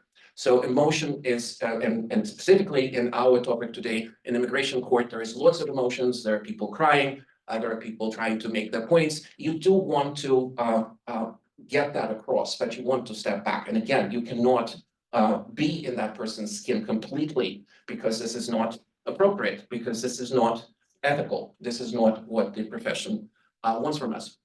Our role is very well defined by courts. There are multiple documents there. I actually did not know that this exists. I don't know how many people are aware of this association, the National Association of Judicial Interpreters and Translators. And they provided a very interesting document. They created their own code. And in that code, in Canon 5, they say that when it becomes necessary to assume a primary role in communication, they must make it clear, they, the interpreters, that they're speaking for themselves. So what it means here, that we are not really an advocate for our client, we're the interpreter, but we can help them. We can do the cross-cultural bit. We can make that explanation, but we need to make it very clear that this is not the client speaking, that this is we speaking, us. You know, in this case, we need to say, and usually the court protocol would then reflect that this is interpreter speaking, and you need to learn and be aware how to make those insertions and how to announce them, and that's what we do in class. So we are not an advocate there. That's not our role. If the clients are lucky, they have their own advocates. They could be people coming from community organizations, could be lawyers. Unfortunately, that doesn't happen in all the cases. Those resources are scarce. But be aware of that. It's not only unethical by all the professional standards that we have, it's also legally dubious and could potentially be dangerous. So again, just as I was saying, you still could do cultural mediation. You still could help bridge cultural gaps and ensure that those cultural nuances are accurately conveyed in court proceedings. But you need to announce that you're doing that as an interpreter, and you cannot impose that. You cannot include that in your product. This is essentially all I wanted to say very briefly. I hope we can have a discussion about that, and if there are any questions, please ask them. Thank you so much. And the slides, Daniella, I hope could be provided if people are interested. There's some literature and some links. Thank you so much.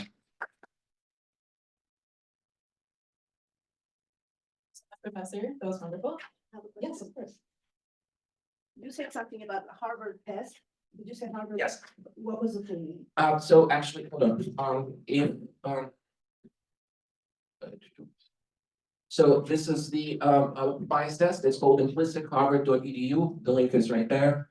And it's actually, there are a series of tests there that you could take. I mean, they do ask you for some personal information, but I think, I do not know, do we trust Harvard? I think we can. Okay. Thank you. Any other questions? Yes. Hi, Professor. I mentioned the common scenario in the US. Well, my question was around the power dynamic. I mentioned the common scenario in the US would be in a hospital or in court, that the people that speak in power is the English speaker. But have you ever experienced a scenario where the power dynamic shift?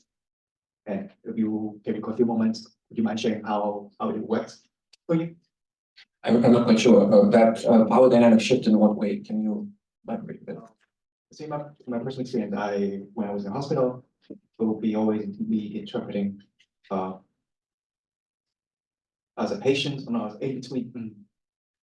So in a hospital, that it will be the doctor who would possess more a sense of authority in the conversation as opposed to the patients. Have you ever have experience where you were interpreting in a high level, let's say conference, where the power dynamic actually shift? To somebody who does not speak English?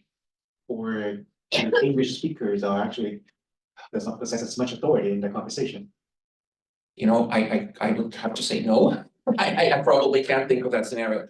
And usually in the specifically immigration court, of course, the immigration officials and of course the judge at the hearing, they have the authority very, very much. I have to say, with a bit of a caveat, and again, I'm giving you my experience, my anecdotal experience. I work a lot with an organization as a volunteer called Russo LGBT. They're helping asylum seekers who are LGBTQ or transgender from the Russian-speaking world, which is very xenophobic, very homophobic. There's people coming there that were beaten, that were persecuted. It's a horrific story. And I have to say that in my 2,000 cases that I did with them, when I went to immigration hearings and interviews, most of the people conducting that hearing were very sympathetic. they have to go through the motion. They have to clear the list of their questions and establish that the story checks out, that the story is true, that the people are consistent. So they're still doing their job. But I think most of the people, when they hear things that are dramatic, that are that definitely are not something that we experience every day. Those stories, people are being very attentive to them. So in that sense, if the person is able to tell their story coherently, correctly, and they probably would be listened to. So there is an attempt made, and I've seen it happen many times, primarily here in New York and New Jersey, where the immigration people are actually being very sensitive and being very sympathetic, which is different from my experience all those years ago, because I'm also an immigrant. And my experience, the immigration was, very, I would say, brisk and abrupt. They were not interested in my story. They were interested in my documents and like having the correct answer, but they would not, I was a student. I wasn't an asylum seeker, but my experience was very different. So hopefully, that side of things, the people who do have the power in that dialogue, they are becoming a little bit more sensitive and certainly more aware. I do not know specifically. I would imagine that they're taking some training to do that in federal government, but I personally have seen an improvement. Having said that, I also have seen cases denied where I thought that for sure they would be approved. So again, they're the ones making the decision. They are ultimately the ones with the power. We can sort of, like, as I put it above, we can do the cultural mediation, being very careful about it, but our role here is again limited. And what I'm trying to say here is that you need to protect yourself as well. Emotionally, emphatically, you need to keep your sanity. After all, hopefully tomorrow you're going to have another job and you need to be prepared for that. Thank you. Well, thank you very much. One more question. Of course, yeah. Hi, just a quick add to your question about shifting the power. I work in healthcare and we oversee the delivery of translation and consultation services for patients. And we quite often see a change of power, especially when it comes to family meetings. Interpreters usually, patients in families are really empowered to make decisions and often, challenge the decisions made by the providers, whether it's, the decision of certain treatment or discharge, the instructions. So oftentimes we see that it's not really the hospital who has the power, especially when in those meetings you have representatives from different areas of the hospital. You have spiritual care, you have palliative care, you have social work, you have the different departments, let's say oncology or medicine, and you also have the family members, right, advocating for the parents. You also have patient representatives, making sure that there is a balance of power. And oftentimes it's the family really who has the power. So it's not, sometimes it may not be in all the cases, but we see that a lot. Patients are really, it depends also on the work that the institution does to raise awareness. The patients have a right to receive interpretation services. If there's anything that they don't fully understand, they could ask, they could, bring this up to language services, interpretation services, their clinical nurse manager. There's a lot of responsibilities that the institutions have also to make sure every patient is informed about their rights. And that's how we make it, I wouldn't call it a power, but really a more balanced and equitable care. Well, thank you very much for that. I would just say that healthcare and immigration are two different universes. Because obviously people seeking asylum are coming again through very different pipeline, and immigration here is the ultimate authority deciding what's going to happen to them. And as previous speakers mentioned, very often the clients do not have a full understanding of their rights and a full understanding of the procedure. So that's where cultural mediation will definitely help, because very often I see the idea, especially people coming from the Russian-speaking world, where the government is everything, the government is God. And how do you say no to the government? How do you object to the person in authority? So people might be withdrawing information that would be helpful to them because they're afraid to challenge the authority. And that is, of course, a cultural thing, because they're coming from the idea where the government essentially is the enemy who is going to punish you, take from you, fine you, and is not viewed as a representative of the people or somebody who wants to do something right. So that usually, again, happens in the best case scenarios if there is a lawyer present, if there is a social worker present, but that doesn't always happen. And what if people can afford it and they fall through the cracks of the system? And with the inflow of asylum seekers that we experience now, it's, I do not know, maybe Mary Stella knows the exact percentage number, but it's the minority that are represented that way and that have that understanding. Again, here, our training as interpreters and hopefully the training of immigration people is meant to fill that gap. How much of a gap is filled, I think we still have a ways to go. That would be the answer. Well, thank you very much for your indulgence. Appreciate it. Thank you.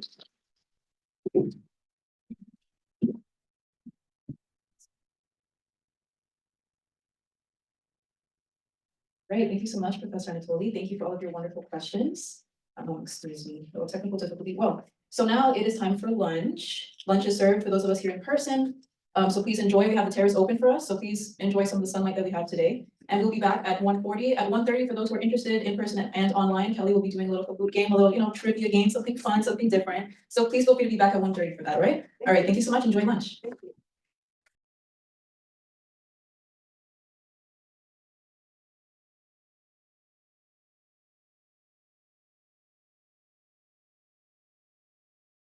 Very nice. All right, so now we're going into our panel for today, guys. So the moderator is our very own Kelly Clinton. And applause. And then we will have our students Alejandra. So please come on up. We have Brandon, please come on up. And then we have me, so I'll be here as well. Unfortunately, our friend Diane was not able to join us today, but hopefully in the future. So the floor is now Kelly's when she is back in just a few moments. Thank you.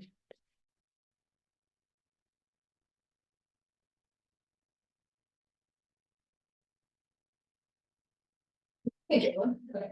Sorry, I just have so many questions for our amazing panelists that I have to go find my doc. But I have one.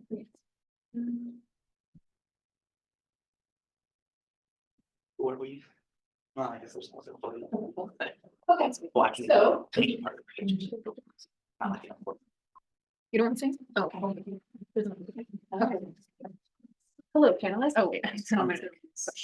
Hello, panelists. Hello. So lovely to be with you all here today. And all right, I know we have a lot of amazing, talented students here. Did we get a chance to go over the bios for everyone? Okay, so we first have the wonderful Daniella Mojica, and she is the wonderful Maddie college assistant right now. She also works in the language services industry, teaching classes to English language learners online. She graduated from the Maddie program in May of 2023. She received her bachelor's from Hunter College, majoring in music and minoring in linguistics. And she received her TESOL certificate in May of 2024. Congratulations. And now completing a theology degree at Theological International University. Great. Okay, our next panelist is the wonderful Brandon Stevens, who is a graduating student of the Maddie program here at Hunter. He previously attended Syracuse University, where he received a bachelor's and a master's degree. Okay, hello, in Spanish literature and linguistics. Brandon also lived in Madrid, Spain, from fall 2017 to the end of 2019. Before applying to the Maddie program, he taught middle school Spanish in Buffalo. He is currently working as an immigration paralegal for the Montesa law firm in Midtown Manhattan. And finally, last but not least, we have the beautiful, amazing Alejandra Mouthon, who is a graduating student from the Masters in Translation and Interpreting program at Hunter. She completed her bachelor's in communication from Pontifical Xavier University in Bogota, Colombia, and holds 3 complementing certificates. She's a fancy lady. She has more than 5 years of experience as a book editor in Spanish. Currently, she volunteers as a medical interpreter and translator at Mount Sinai Hospital, serving the palliative care unit and the emergency department. She is also a freelance translator for an immigration law firm. Right. So we have a lot of really wonderful, talented Maddie graduates up here, and I'm honored to be moderating this panel with them. So my first question, and this is generally for everyone, how has your experience with translation and interpretation impacted your understanding of different cultures and communities? And why don't we start this question off with Brandon?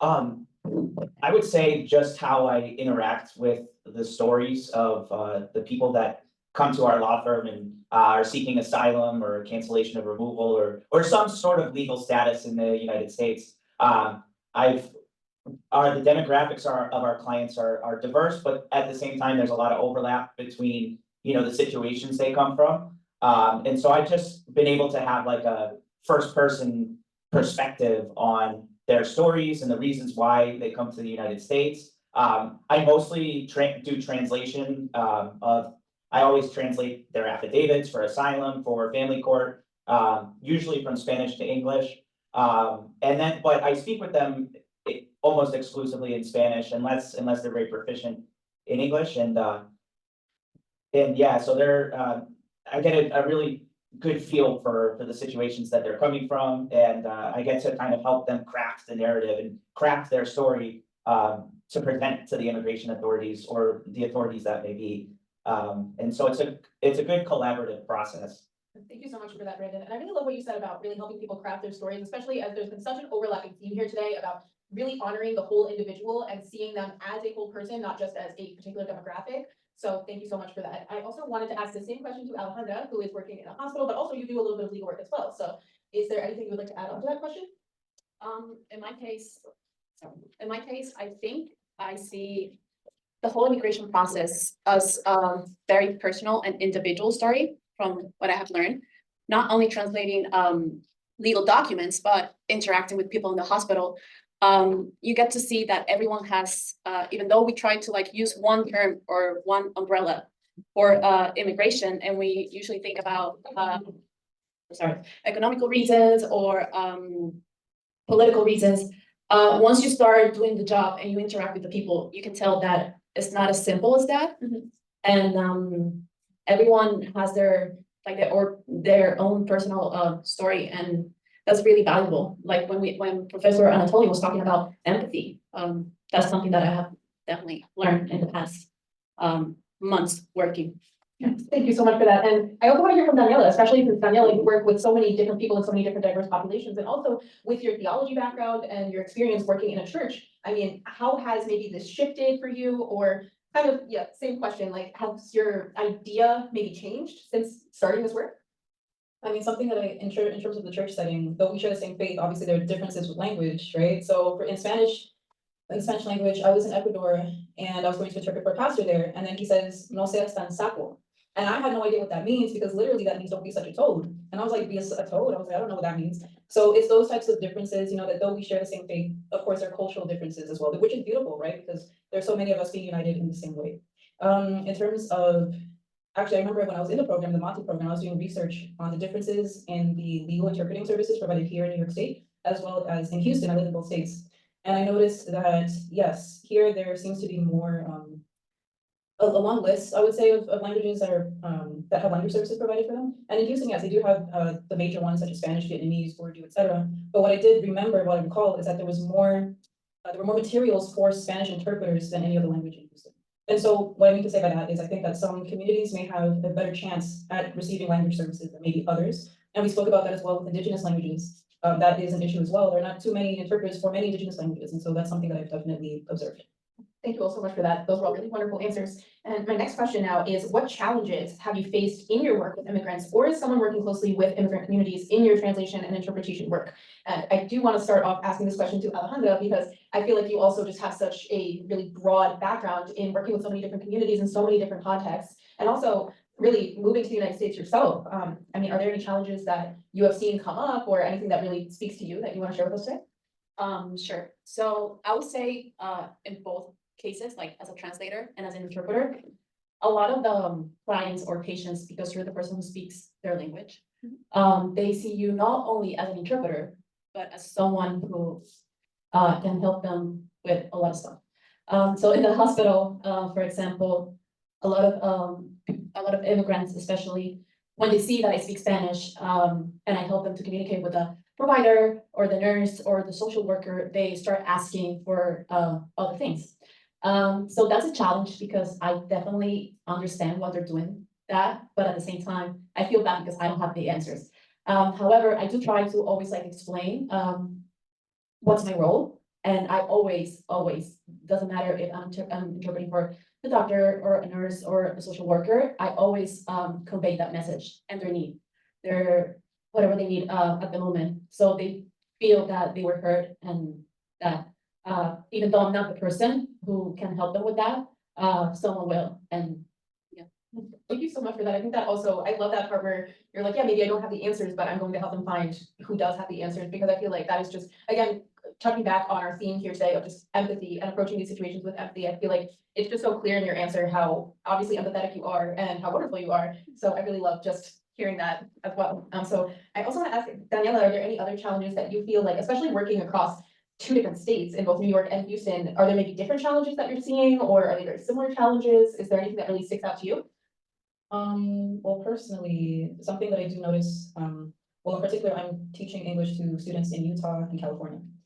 And so something that I have, and in Malta as well. And so something that I noticed is that many times these families arrive, but they don't really have a guidance of how to work things, how to get accustomed to a new system, on top of that, a new language. So I would say that the challenge is helping them feel confident to use the English language to try and defend themselves in that language, which is very important as well.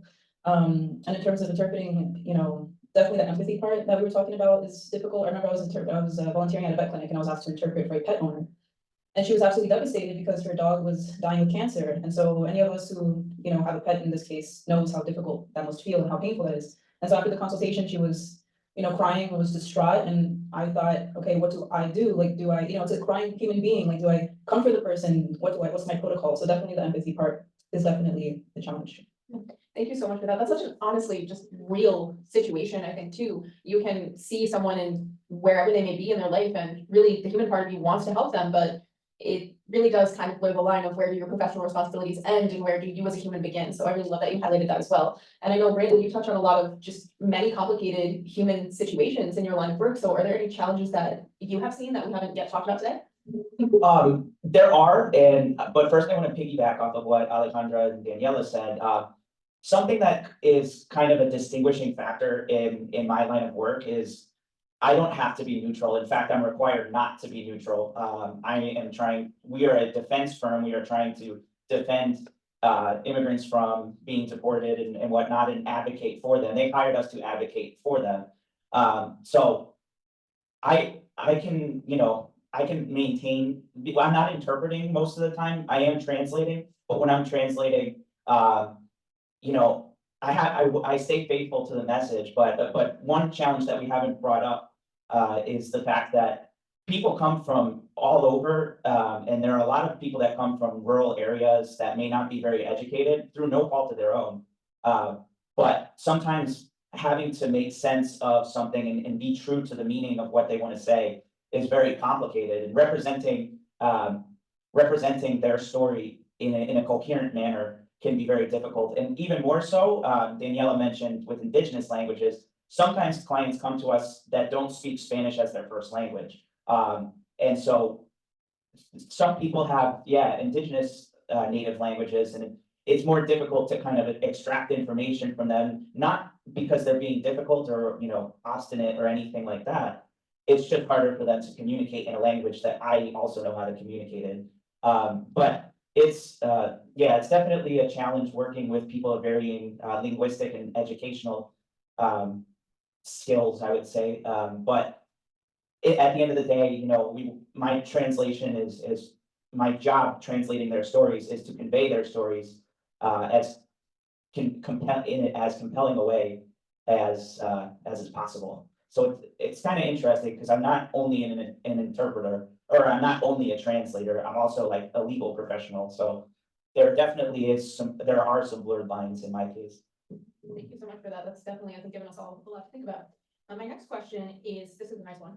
Can you share a particularly rewarding or insightful moment you've had while translating or interpreting for others, especially in the context of immigration? And I do want to start this one off asking to Daniella, because I feel like you have so many wonderful stories. So if there's one that is really coming to mind right now, I think we would love to hear it. Sure. Well, I have two that come to mind. So the first one was when we had the physical church.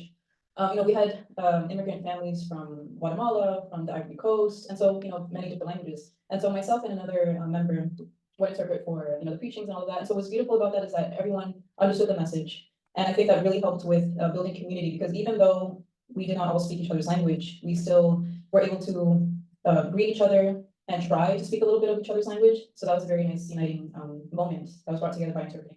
And then another moment is actually recently I was at the UPS, and there was this man who was trying to find somebody that spoke Spanish, and he was very, very nervous. No one else spoke Spanish right there in the UPS. And so I came in and I helped, and it turns out that he was about to get scammed. So that was a wonderful thing, because if a language service was not provided at that time, maybe he would have been scammed. And so I think that's a very rewarding experiences. Thank you. Thank you. Oh my gosh, that's so scary. And I'm so glad you were able to help that man, because I think all of us can relate to, just having something happen and us not knowing if that's maybe legit or not. And then having an inability to communicate or not having the resources to communicate effectively at that time is definitely really scary. So same question to Brandon. Can you share with us a particularly rewarding or insightful moment you had? Yeah, I can think of a couple. The most rewarding situations are being able to convey a story that on its own is very compelling. And I want to clarify too that my translation is true to whatever message the person wants to communicate.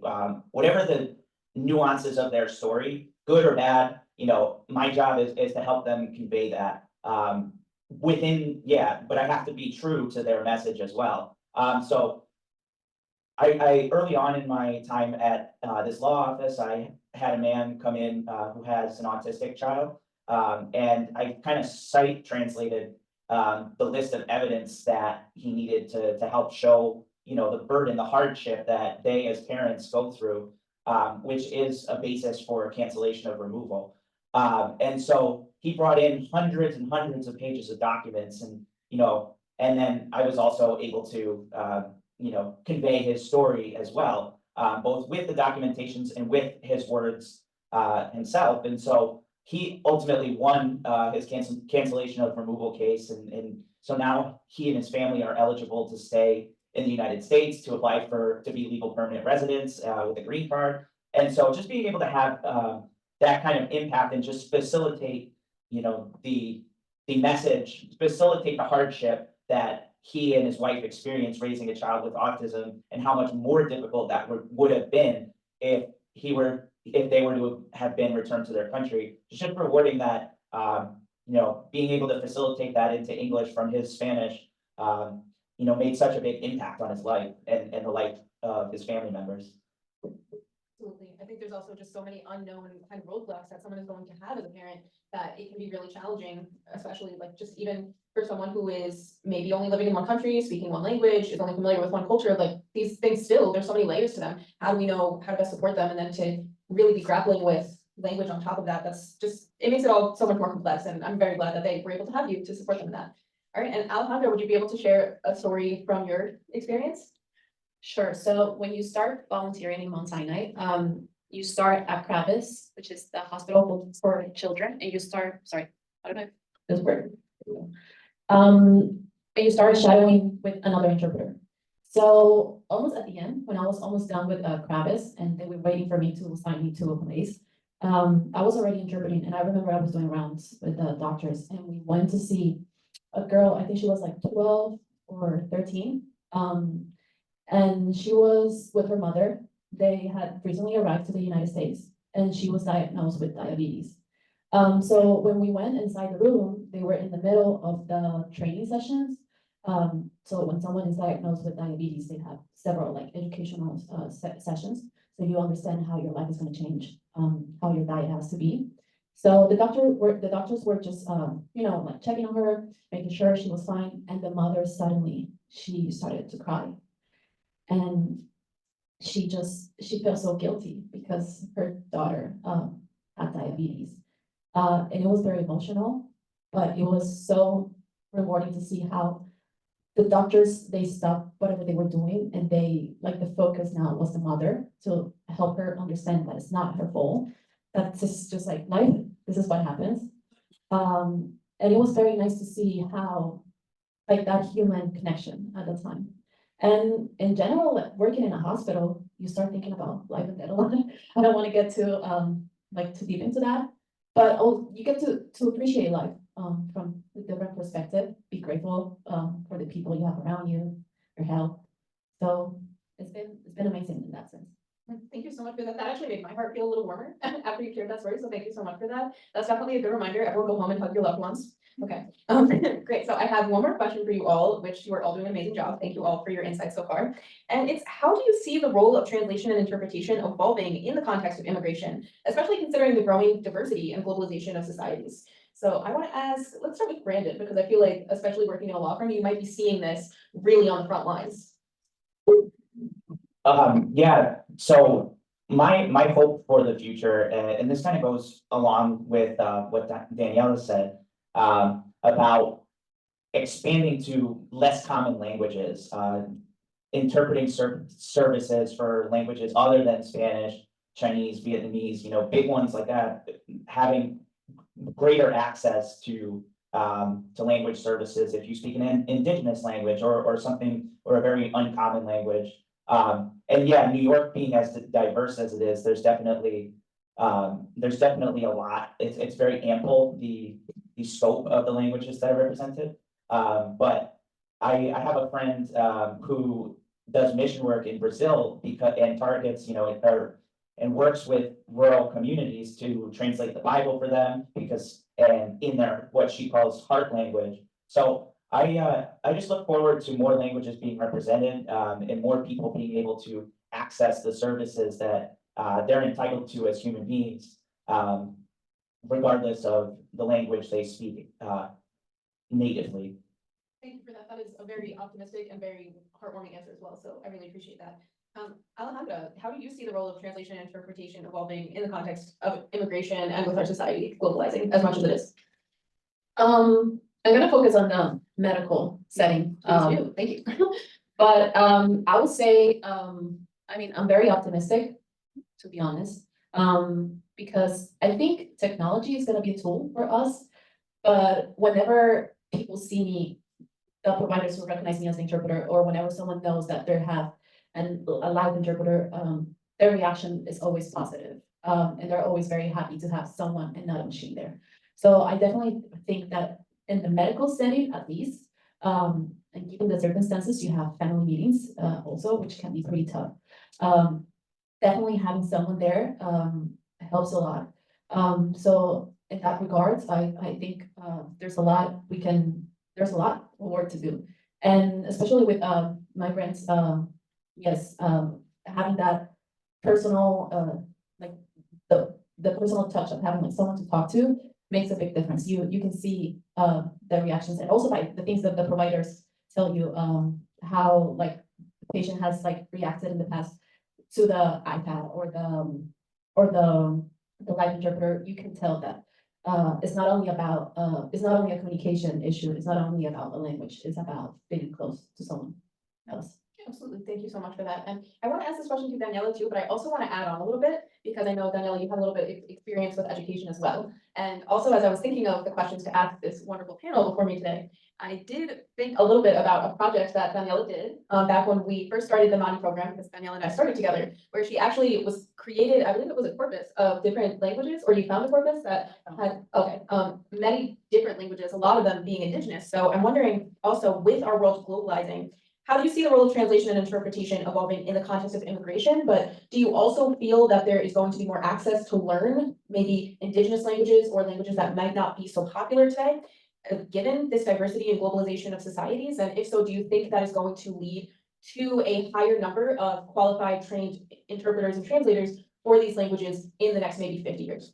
Very interesting question. I love it.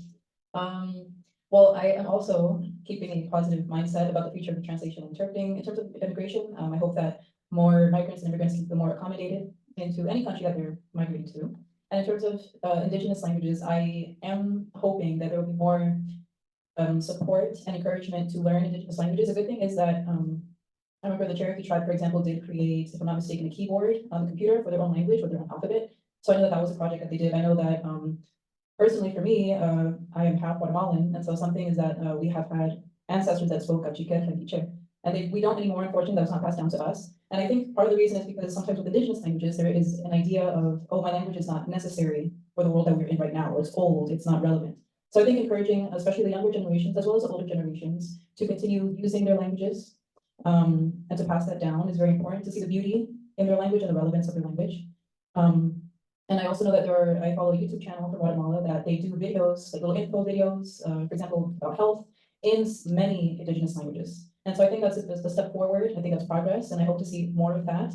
And then in the future, not only that folks are learning their heritage languages, and not only that others are learning languages that are indigenous, but also that we can create translation interpreting programs for those languages. And so that folks can see that this is a career path that we can take, and it's very important no matter where you are, because there's always someone with a need. And so I think that's very important, especially now in today's circumstances, right? That we see a lot of indigenous communities from Latin America in particular coming over.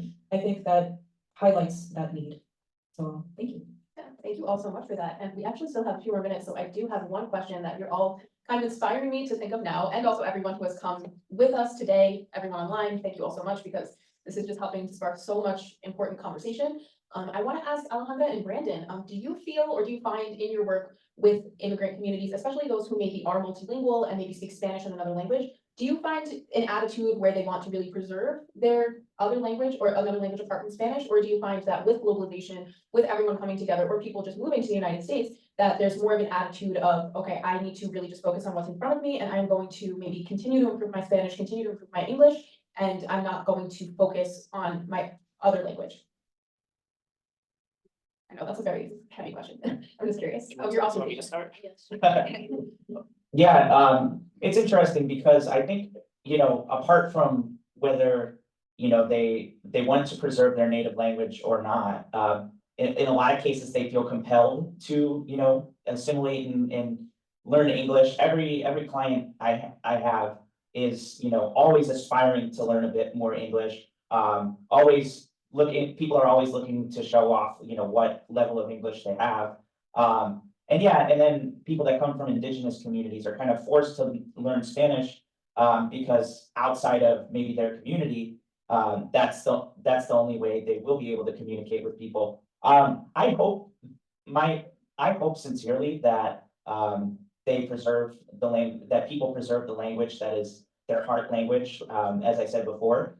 And I think there's something uniquely inspiring about someone who can pick up more common languages, but also preserve the language that they grew up with and pass it on to generations further down the line. I think the more languages people know, kind of like what Daniella said, the more people they will be able to communicate with and potentially help at some point in their lives. So to sum it up, yes, I do see kind of a push towards learning more common languages, but I do hope that they pass their native languages on to future generations.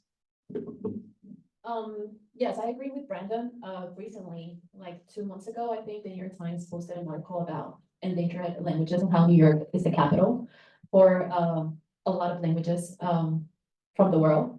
And I think people are more aware now than they used to of how much, like, the importance of preserving different languages. For example, I'm from Colombia, and Spanish is the official language, but we have a lot of indigenous communities. And I would say 7 years ago, or between 7 and 5, I've seen that learning indigenous languages has become something quite popular, or at least you can see more offer in different universities and institutes. So I think also thinking about what we do, I think the interpreter or the translator, when they love their job and they love what they're doing and they know that they're being a bridge, and you give that sensation to the person you're interpreter for, not a very arrogant attitude, like putting that aside,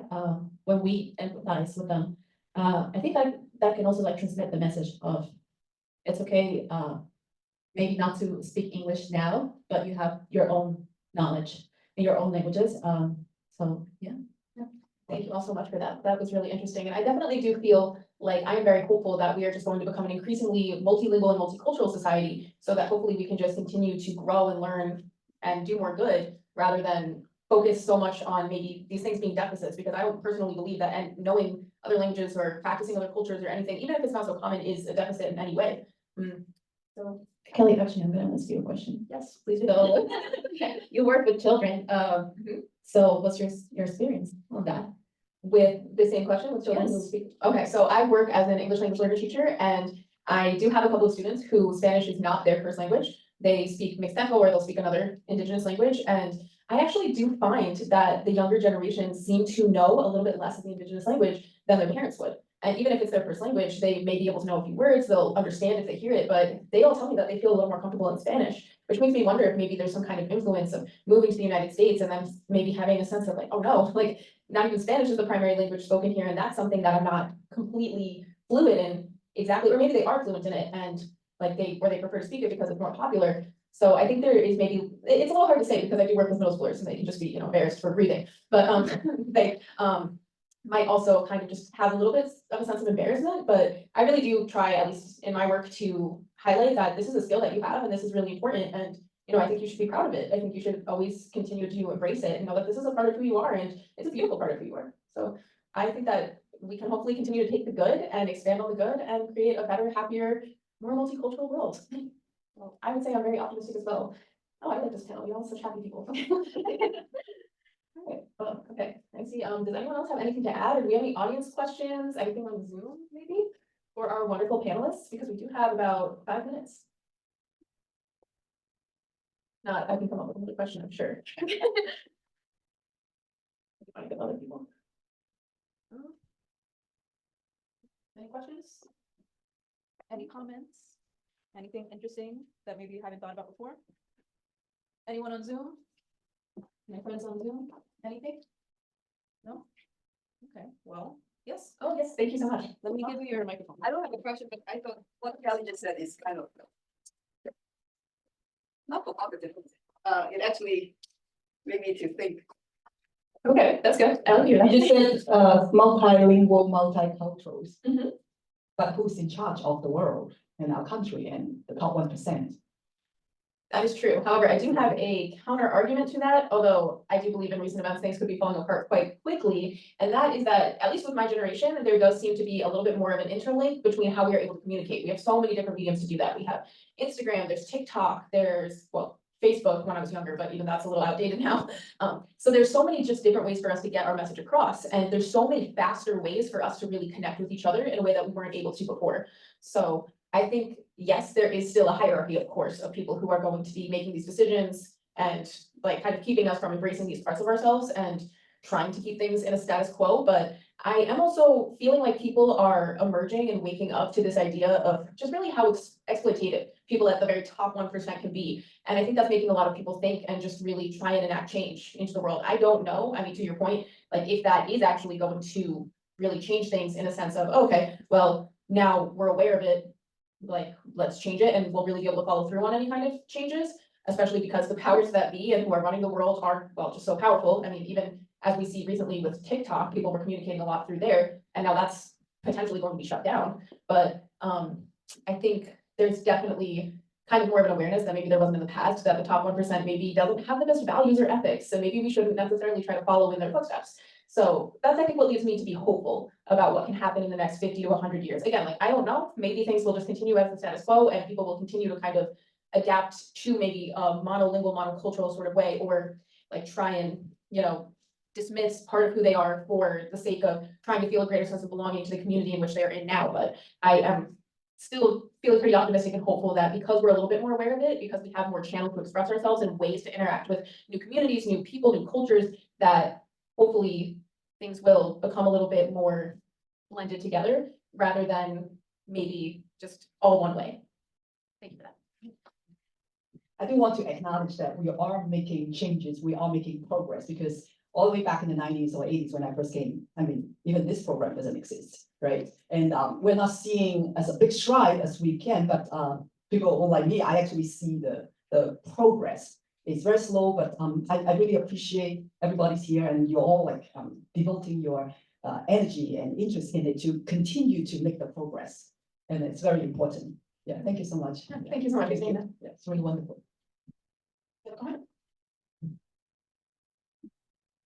Hopefully this doesn't sound like heresy. If you look at historical perspective, first we had Latin, that was the lingua franca. In the 19th century, French was the language of everybody. Now it's become the US. So this is something that humanity has been doing. So challenging that and saying that only the niche languages should be there, I don't know. This is something that should be also be considered. Thank you for that comment.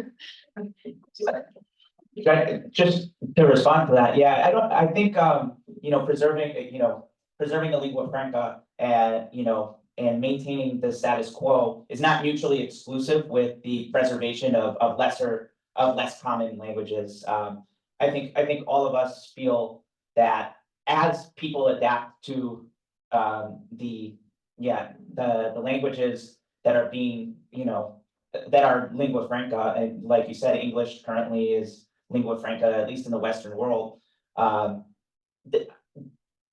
Assimilating to be able to speak English should not deter people from also keeping their native languages. Thank you. Just commenting to the question that Pierre made. I think the United States has like right now that 30% of the population is speaking Spanish. So, and I think in the last years, I see changes, as you mentioned, and I see that this has to be with language justice. And I think most of the panelists and what we heard every morning, they were talking, not even with this term, but I think it's something that is implicit to what's happening. And besides that, the United States is a big country, and from California, Texas, until the East Coast, things are differently because in an example in California, everything everywhere you go, everything is bilingual. And here in the US and in New York, we still see the step back. This even in the subway right now, in the last years I've seen more signs just providing directions in Spanish, in Cantonese, and Chinese, because in certain areas the population is the majority in that area, living in that area. So I think it's a one step that needs to be happening because every group, every community is growing into mainly Hispanic. We're gaining like economic power, and then when we have economic power, the politicians, oh, let's target this community. So it's sad, think it that way, but I think it's one step that we're doing to economic and votes and a growing population naturally because Mexico and all the countries that are south speak Spanish has the main language besides the indigenous language, and I feel the possibility of being.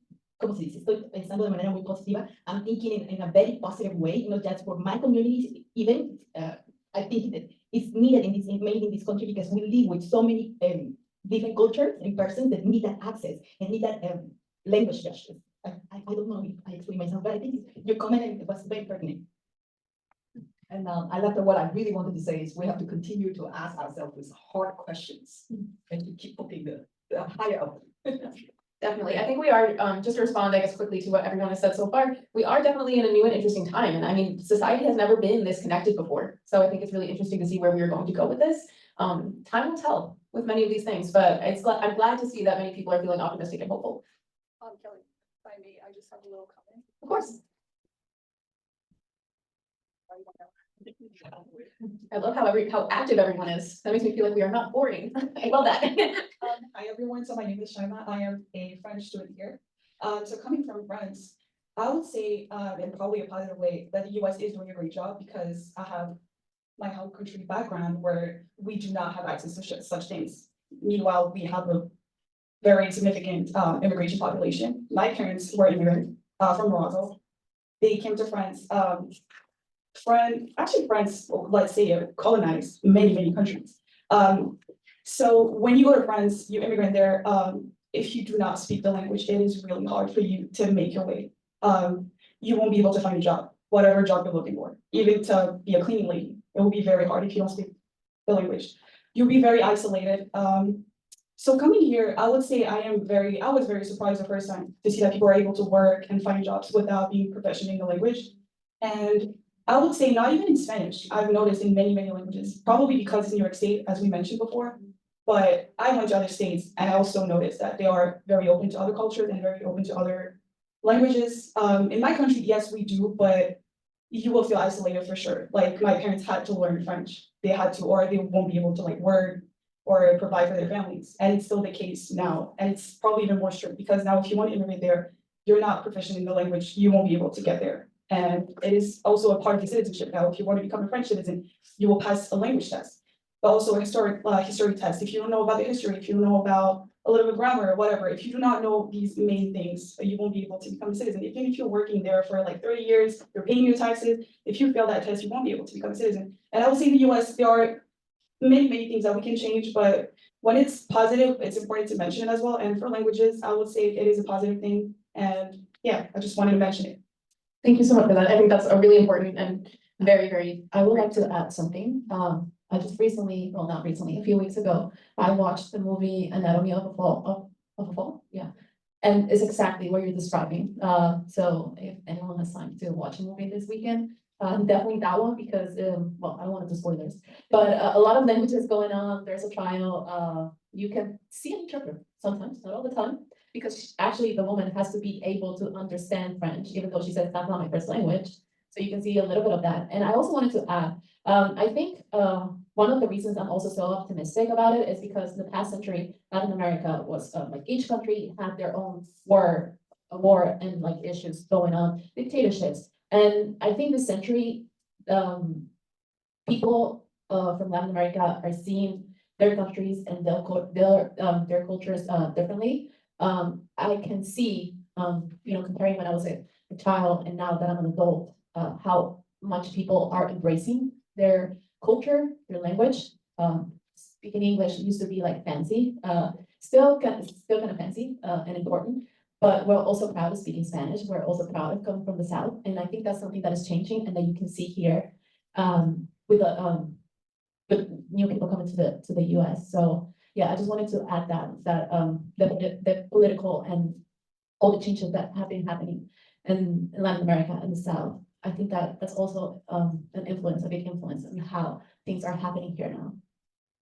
Thank you for that. Yeah, I think these are all really, really important and very interesting concepts for us to all really think about. Thank you. Any other questions, comments? Anyone from Zoom? Let me check the chat. And if not, it's still on. All right, nothing there. All right. Well, thank you, panelists. You did wonderful. Let's give a round of applause for you. And of course, thank you to all of you for your lovely insights. Very important. Professor Tay, would you please like to move to the following activity?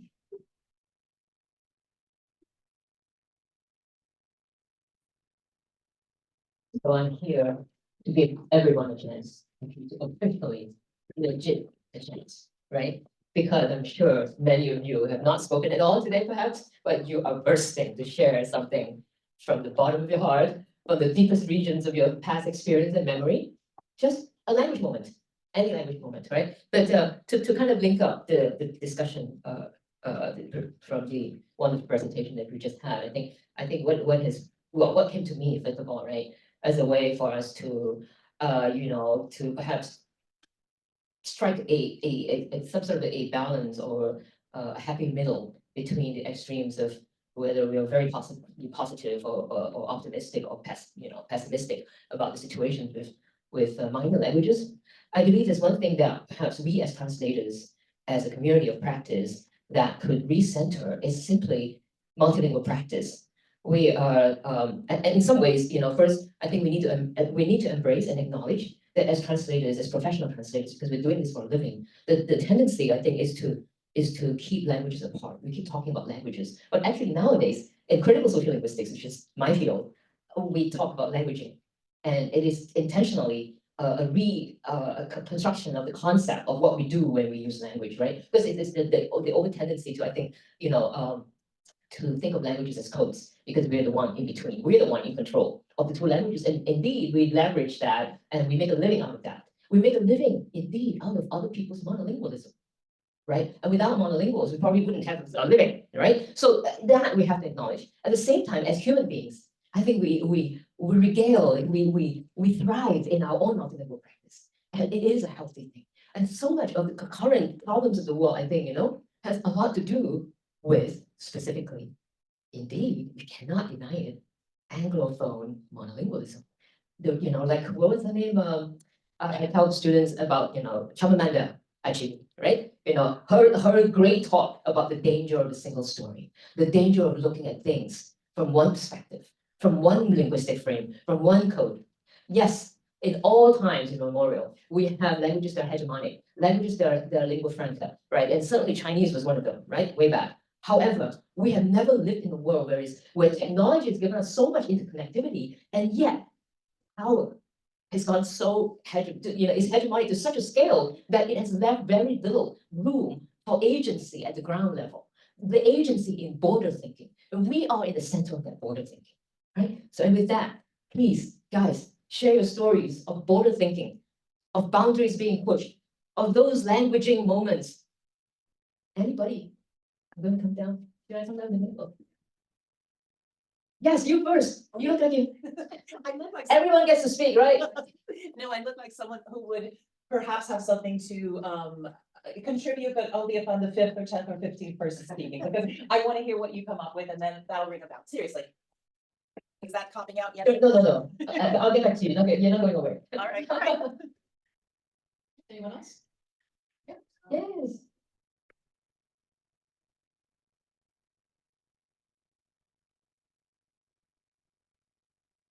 My name is Billy Choi. So I am Hispana, Mexicana, and I work in translation at the Whitney Museum of American Art.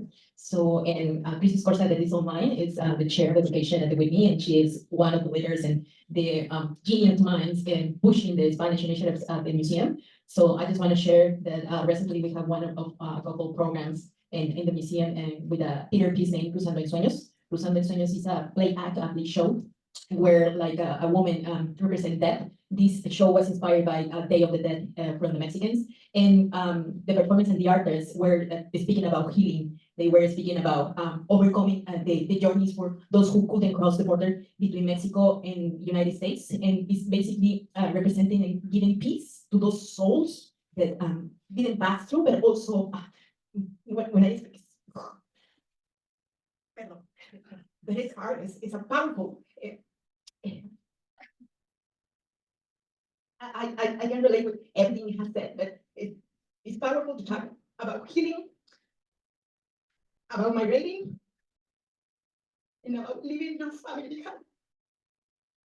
And thinking that maybe many families are apart from one country to another because one government is not letting them be together. So I am bringing this show and share with so many people to speak about overcoming this painful journey for so many migrants. That I am one of them. I personally don't cross in that journey, but I can feel the pain of all this community just not being heard, not being accepted in this country. And I talk about that show because the artists who were singing were talking about let them give levantemos esta luz, to give peace to the families who were left behind, to the children who couldn't pass or were using drugs to just come over the journey into the desert, to those persons who never seen their family again because they couldn't return to the homelands. And just having that show in the museum was very powerful, and give us like a proud to heart, the way of saying, okay, I give peace to all those souls, and it give me peace of myself for just letting pass that pain and celebrate because we are alive being here and finding a way to have be part of this country, but through love, not through violence. And I think that is the message that I love. That's why I work in a museum, to just share good ways to be involved in this community, to just face and push the artists to just be treated like with more respect and with more equity and getting paid well. And that's why when I talk about language justice, it's not about a favor, it's not about a right, it's something that is a debt for us, because como dicen los tigres del norte, the border, we didn't cross the border crossed us. We were in this land before America was built. And that is my comment. Thank you, thank you.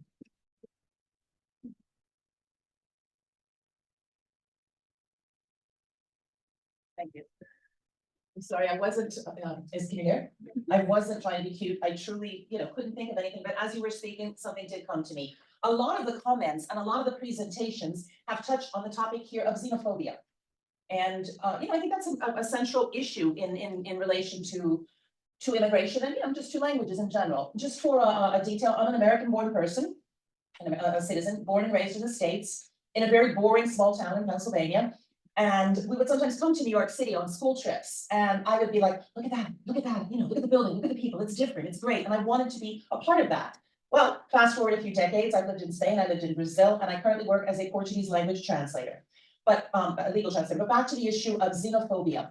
I don't know if anyone's heard of this, but I remember, oh gosh, this was maybe 20, 30 years ago, a group of, I don't know if it was a religious organization or whatever, took a group of children from Catholic families in Northern Ireland, and they took a group of children from Protestant families in Northern Ireland, and they said, we can't even have these kid groups be together here in Northern Ireland because there was so much animosity. Again, I'm talking a few decades ago.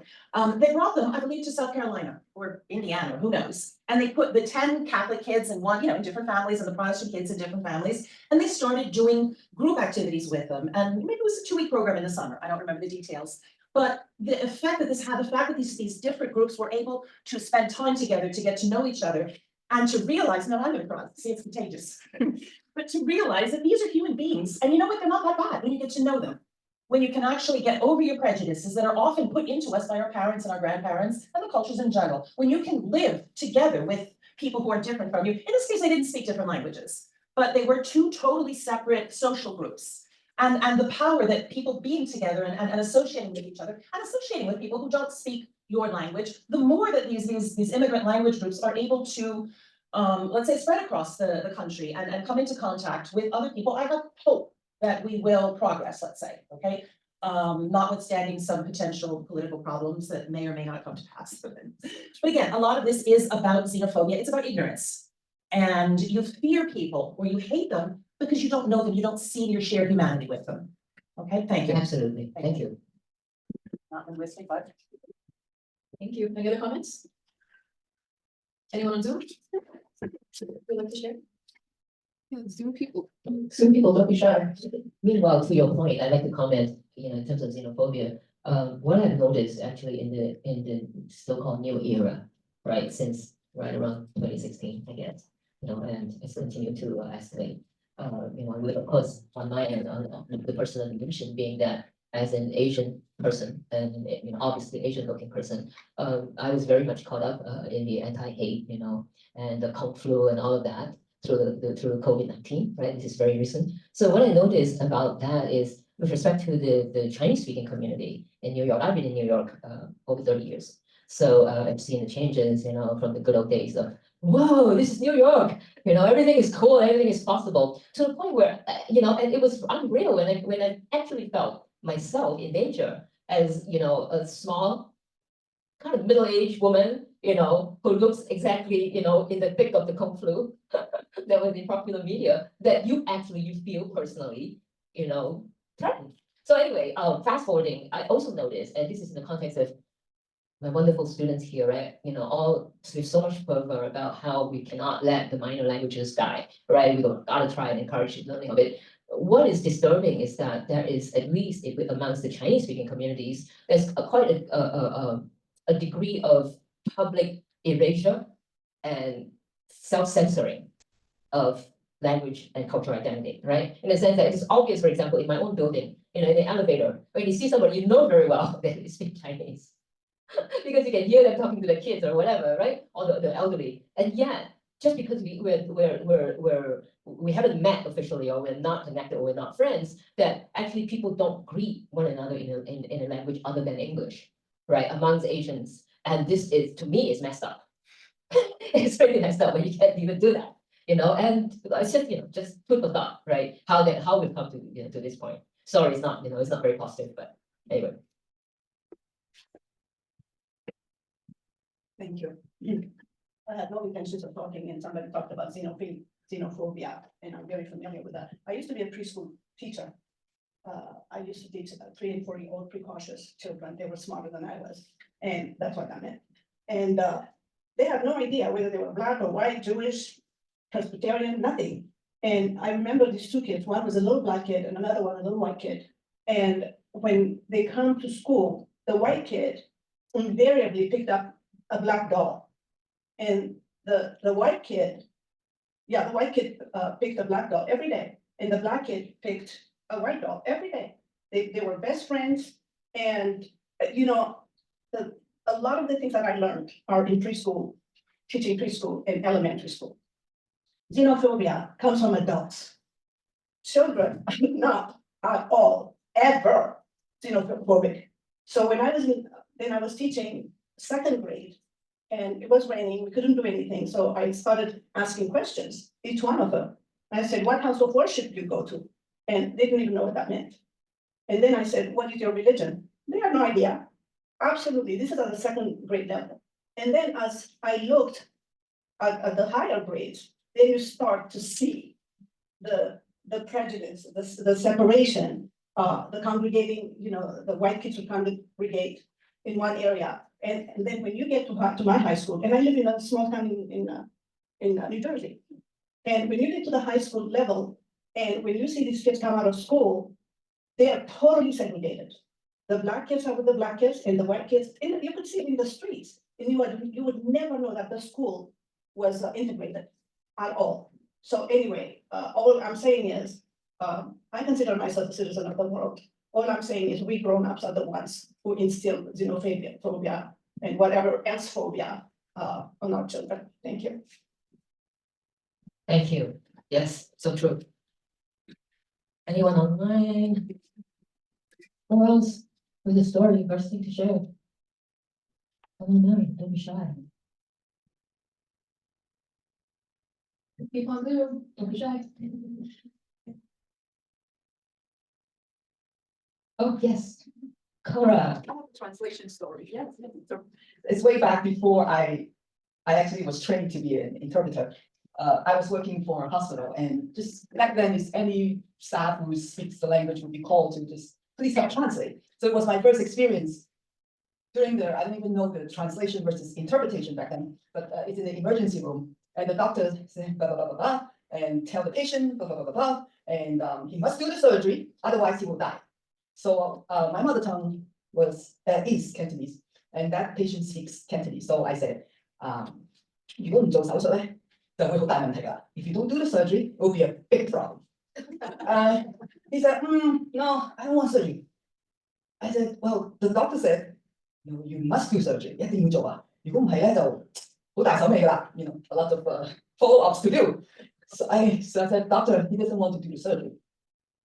And the doctor said, no, please tell him. So I went back again. And he said, he didn't want to do it. And the doctor said, did you tell him that he will die? I said, no. I said, we're Chinese. It's taboo. I don't want to say it. He said, no, you must tell him. So I said, Papa. I addressed man, Papa, like uncle or something. Papa. The doctor said, you must do surgery, otherwise you will die. So I have to say it like very reluctantly. But I did say what the doctor wanted me to say. And the doctor thanked me for that. He said, it's very serious that you tell him that he will die. I meant it. So from that point on, that was my first translation story. And I always have to remember that I had to convey the exact idea how the interlocutor wants me to say, and I am invisible. Thank you. Very good, very nice. So vivid, right? Yes, yes. Sure, we have those moments.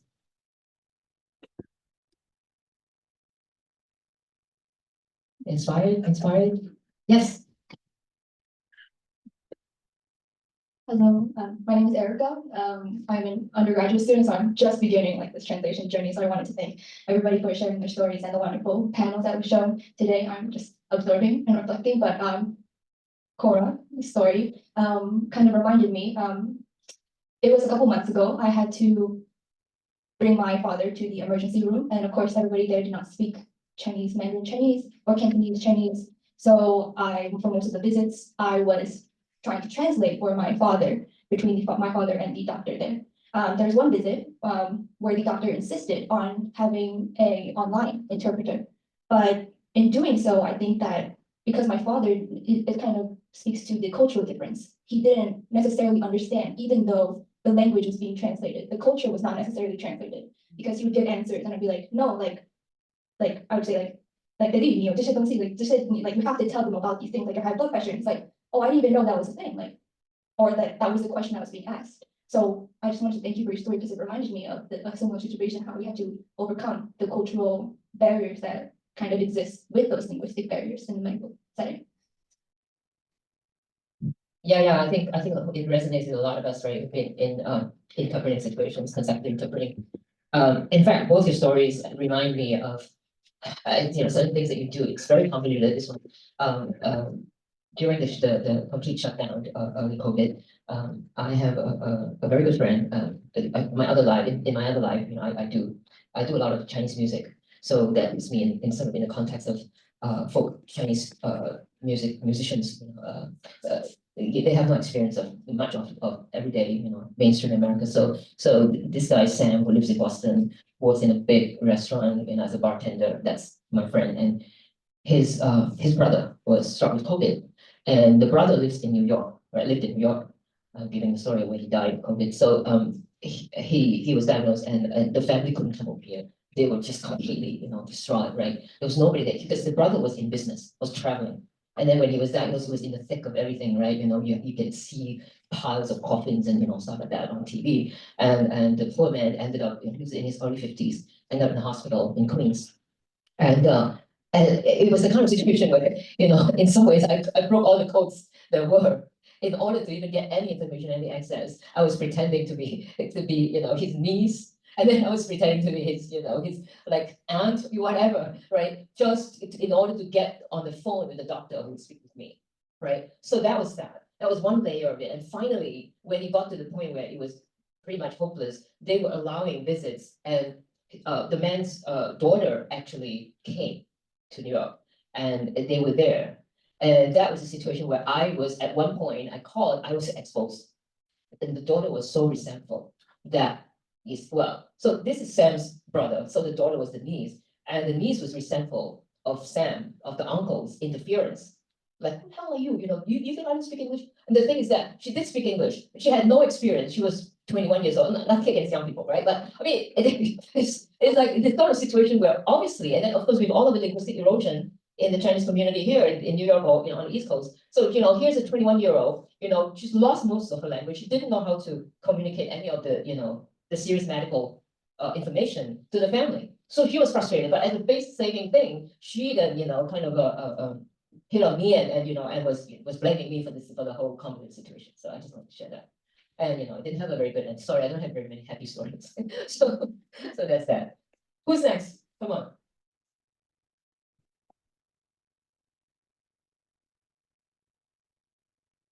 Hi, so it's not a particular story with a patient, but it's a particular big moment in my career. I have been an interpreter many years before, interpreted trauma for World Trade Center rescue workers for 7 years. And I am still in this managerial position, right, at the hospital when COVID hit. And at that time, we have to really put our, interpreter shoes in the first place, right? And nobody had prepared us to interpret for COVID. Nobody knew, we didn't know the terminology that was being used. Nobody trained us to do virtual interpretation at that time. There was a lot of, unknown terms, unknown uncertainty, even among the clinical teams, right? So I think one of the most rewarding things that we did at that time was really connecting with families.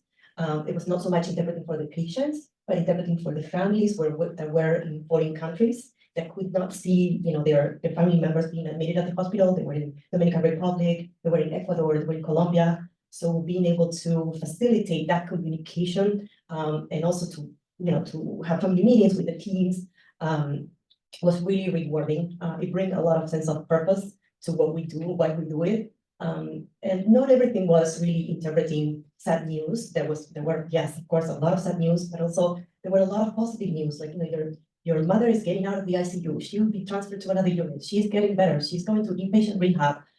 So there were a lot of positive things that also came out of that.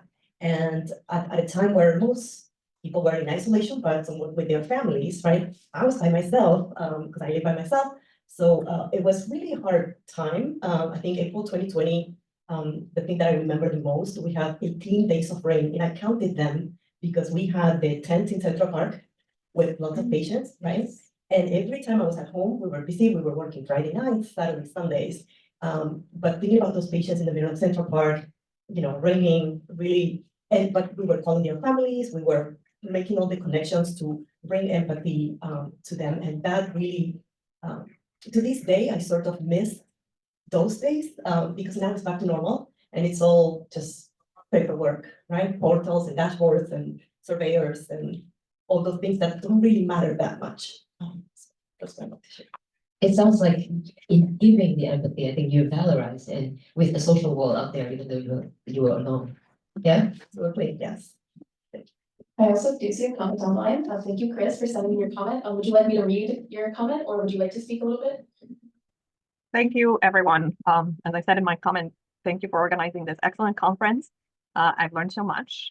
And I'm really struck by everybody's empathy. Every presentation showed how much you care for the people you translate or interpret for, which I think is at the heart of the good work. And one of the most memorable experiences was just recently at my own naturalization ceremony, where everybody who has been practicing and learning all the 100 words or more that one will be asked during the ceremony, everybody celebrates at the end in their own language, which tells you that while we are here connected by one or attempted to be assimilated into one, we all are most comfortable sharing in our own language and can build community through those differences. So thank you again. Well, thank you so much for that. And congratulations. Very excited. Thank you.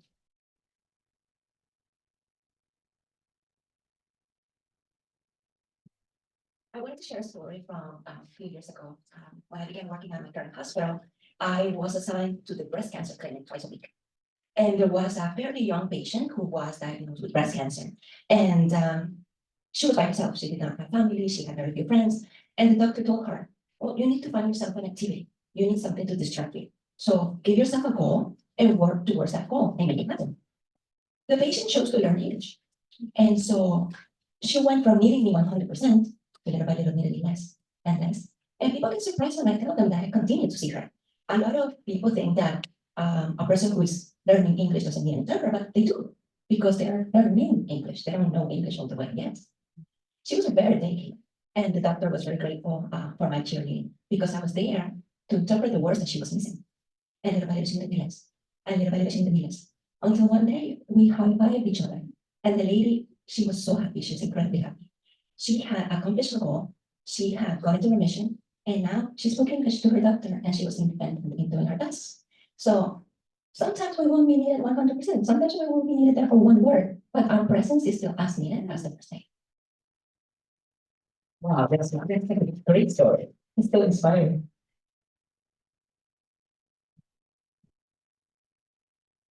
Who else?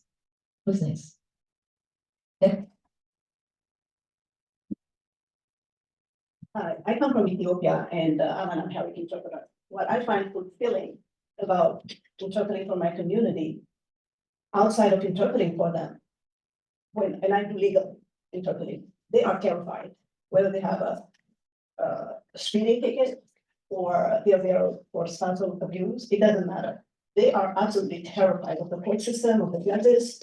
And the minute they see that I speak Amharic, you could see them relax. You know, just having somebody speak their language. And I advertise myself not just as an Amharic interpreter, as a bilingual interpreter, but by culture. So I go to Ethiopia once a year. So I keep up with the culture, with the change of language there. The language changes there as fast as the language changes here. In Ethiopia right now, young people and old people are not even able to communicate because the people like me don't understand the language of the young people. So, like I said, what fulfills me the most is the fact that I can give comfort by my sheer presence. I don't know if any of you have experienced that. Thank you. Thank you. What's that sound?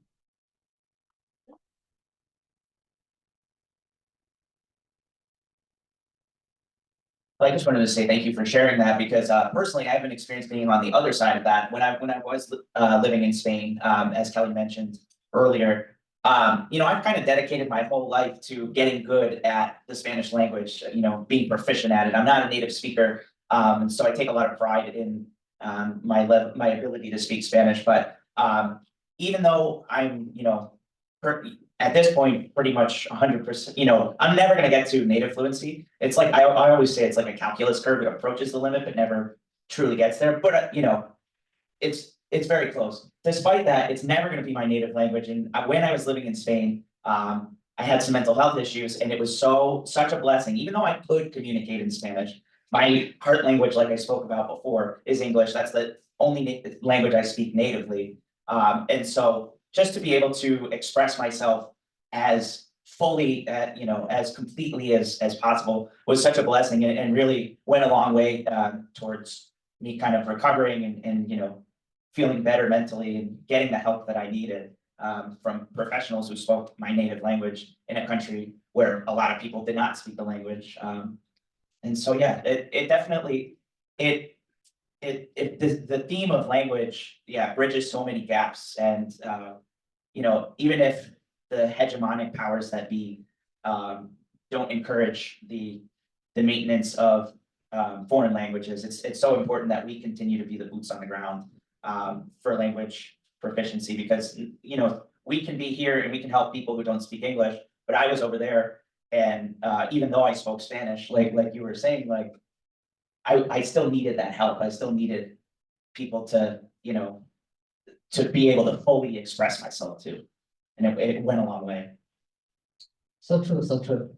Yeah, I think, you know, this speaks to what I realized I didn't elaborate on, you know, the concept of languaging, right? And I think this is exactly a case of languaging when you find yourself as a bilingual or a multilingual practitioner, your chances of maintaining your languages, and for some of you, probably you're still young enough to be thinking about what you would do when you have kids, right? How many languages you want to raise them in, or do you want to just, throw in the towel and just let them be monolingually English speaking? I doubt any of you would want to do that, right? So how do you succeed? What is the rate of success? I think by and large, like I said, in America, I think the Chinese speaking communities up to recently has been the worst, in terms of success level with preserving Chinese, because of that whole American dream promise thing, right? The sacrifice that you have to make and so forth. It's partly actually the level of education of parents. It used to be that poorer folks from China would come into this country, and nowadays you see that shift. And along with that was what was mentioned by our alumni panel just now. The power of texting, the power of multimedia and social media connectivity. And nowadays, actually, when you're in that mode of communication, I think you don't really have to worry about what language, you can deploy different languages as you're doing it, right? And this is the thing, this is what languaging is, when you have enough of others sharing more or less a repertoire that, that is also yours to, to keep that alive, and so that your kids will also pick up the practice. I think, I want to say something positive. So I don't have to let me indulge me. So, any other stories? We still have time, so if we want to maybe end the official part and have people hang out and connect and get each other's contact information and so forth. Oh, by the way, yes, prizes for the winners. We haven't done that yet. Yes, so should we figure away out? I was putting people on, I can't see that. Okay.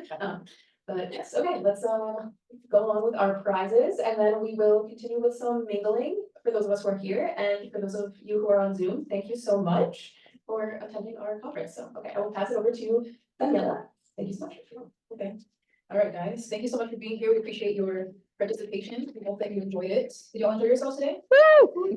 Nice. That's what I like to hear, folks. Thank you so much to everyone on Zoom. So the winners, Professor Maristela, Giselle, and Brandon. Yeah, is Giselle still here? There you are. And then Brandon. All right. So you guys won something very special. All right. Would you like to explain what they win? Yes. Oh, wait. Let me get to you. Okay. Professor Tay will explain exactly what he won. Very exciting stuff, folks. Very exciting stuff. Only if you're in the area, though. If you're not in the area, we'll do. I mean, everyone's here is in the New York City area, so. All the winners are? Yes, yes. Okay. So, Ken, if you hold this up. All right, so here's a bit of an announcement. And actually, I have a few extra tickets too, for people who are really, really interested, even though you didn't win. So these are 3 tickets. It's the first event that's co-hosted. I mentioned my other life as a Chinese folk musician, right? Or folk Chinese musician, really, that's not pretty sure.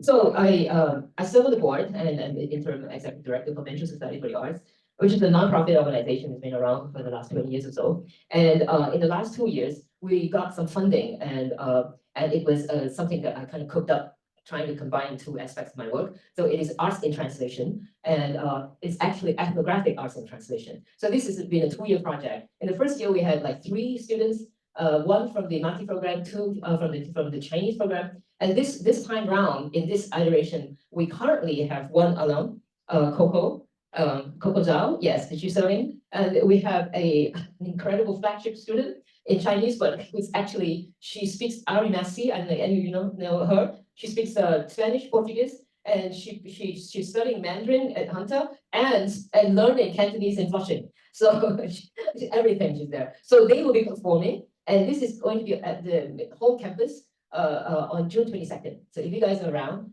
please do come and and it's going to be a documentary screening. And produced by the translators through the 2 years. And we're also producing text through interviews, oral histories of practicing musicians who otherwise never got a voice, right? Because they speak English. And then there's going to be a live music performance narrated by the translators as part of that internship. So these are the tickets that you have won with us. Okay, so you can come and show them maybe? Yeah, okay. And there's some flyers up front for people who are interested in, in remembering the event. And I'm sure they will have more publicity and online and everything.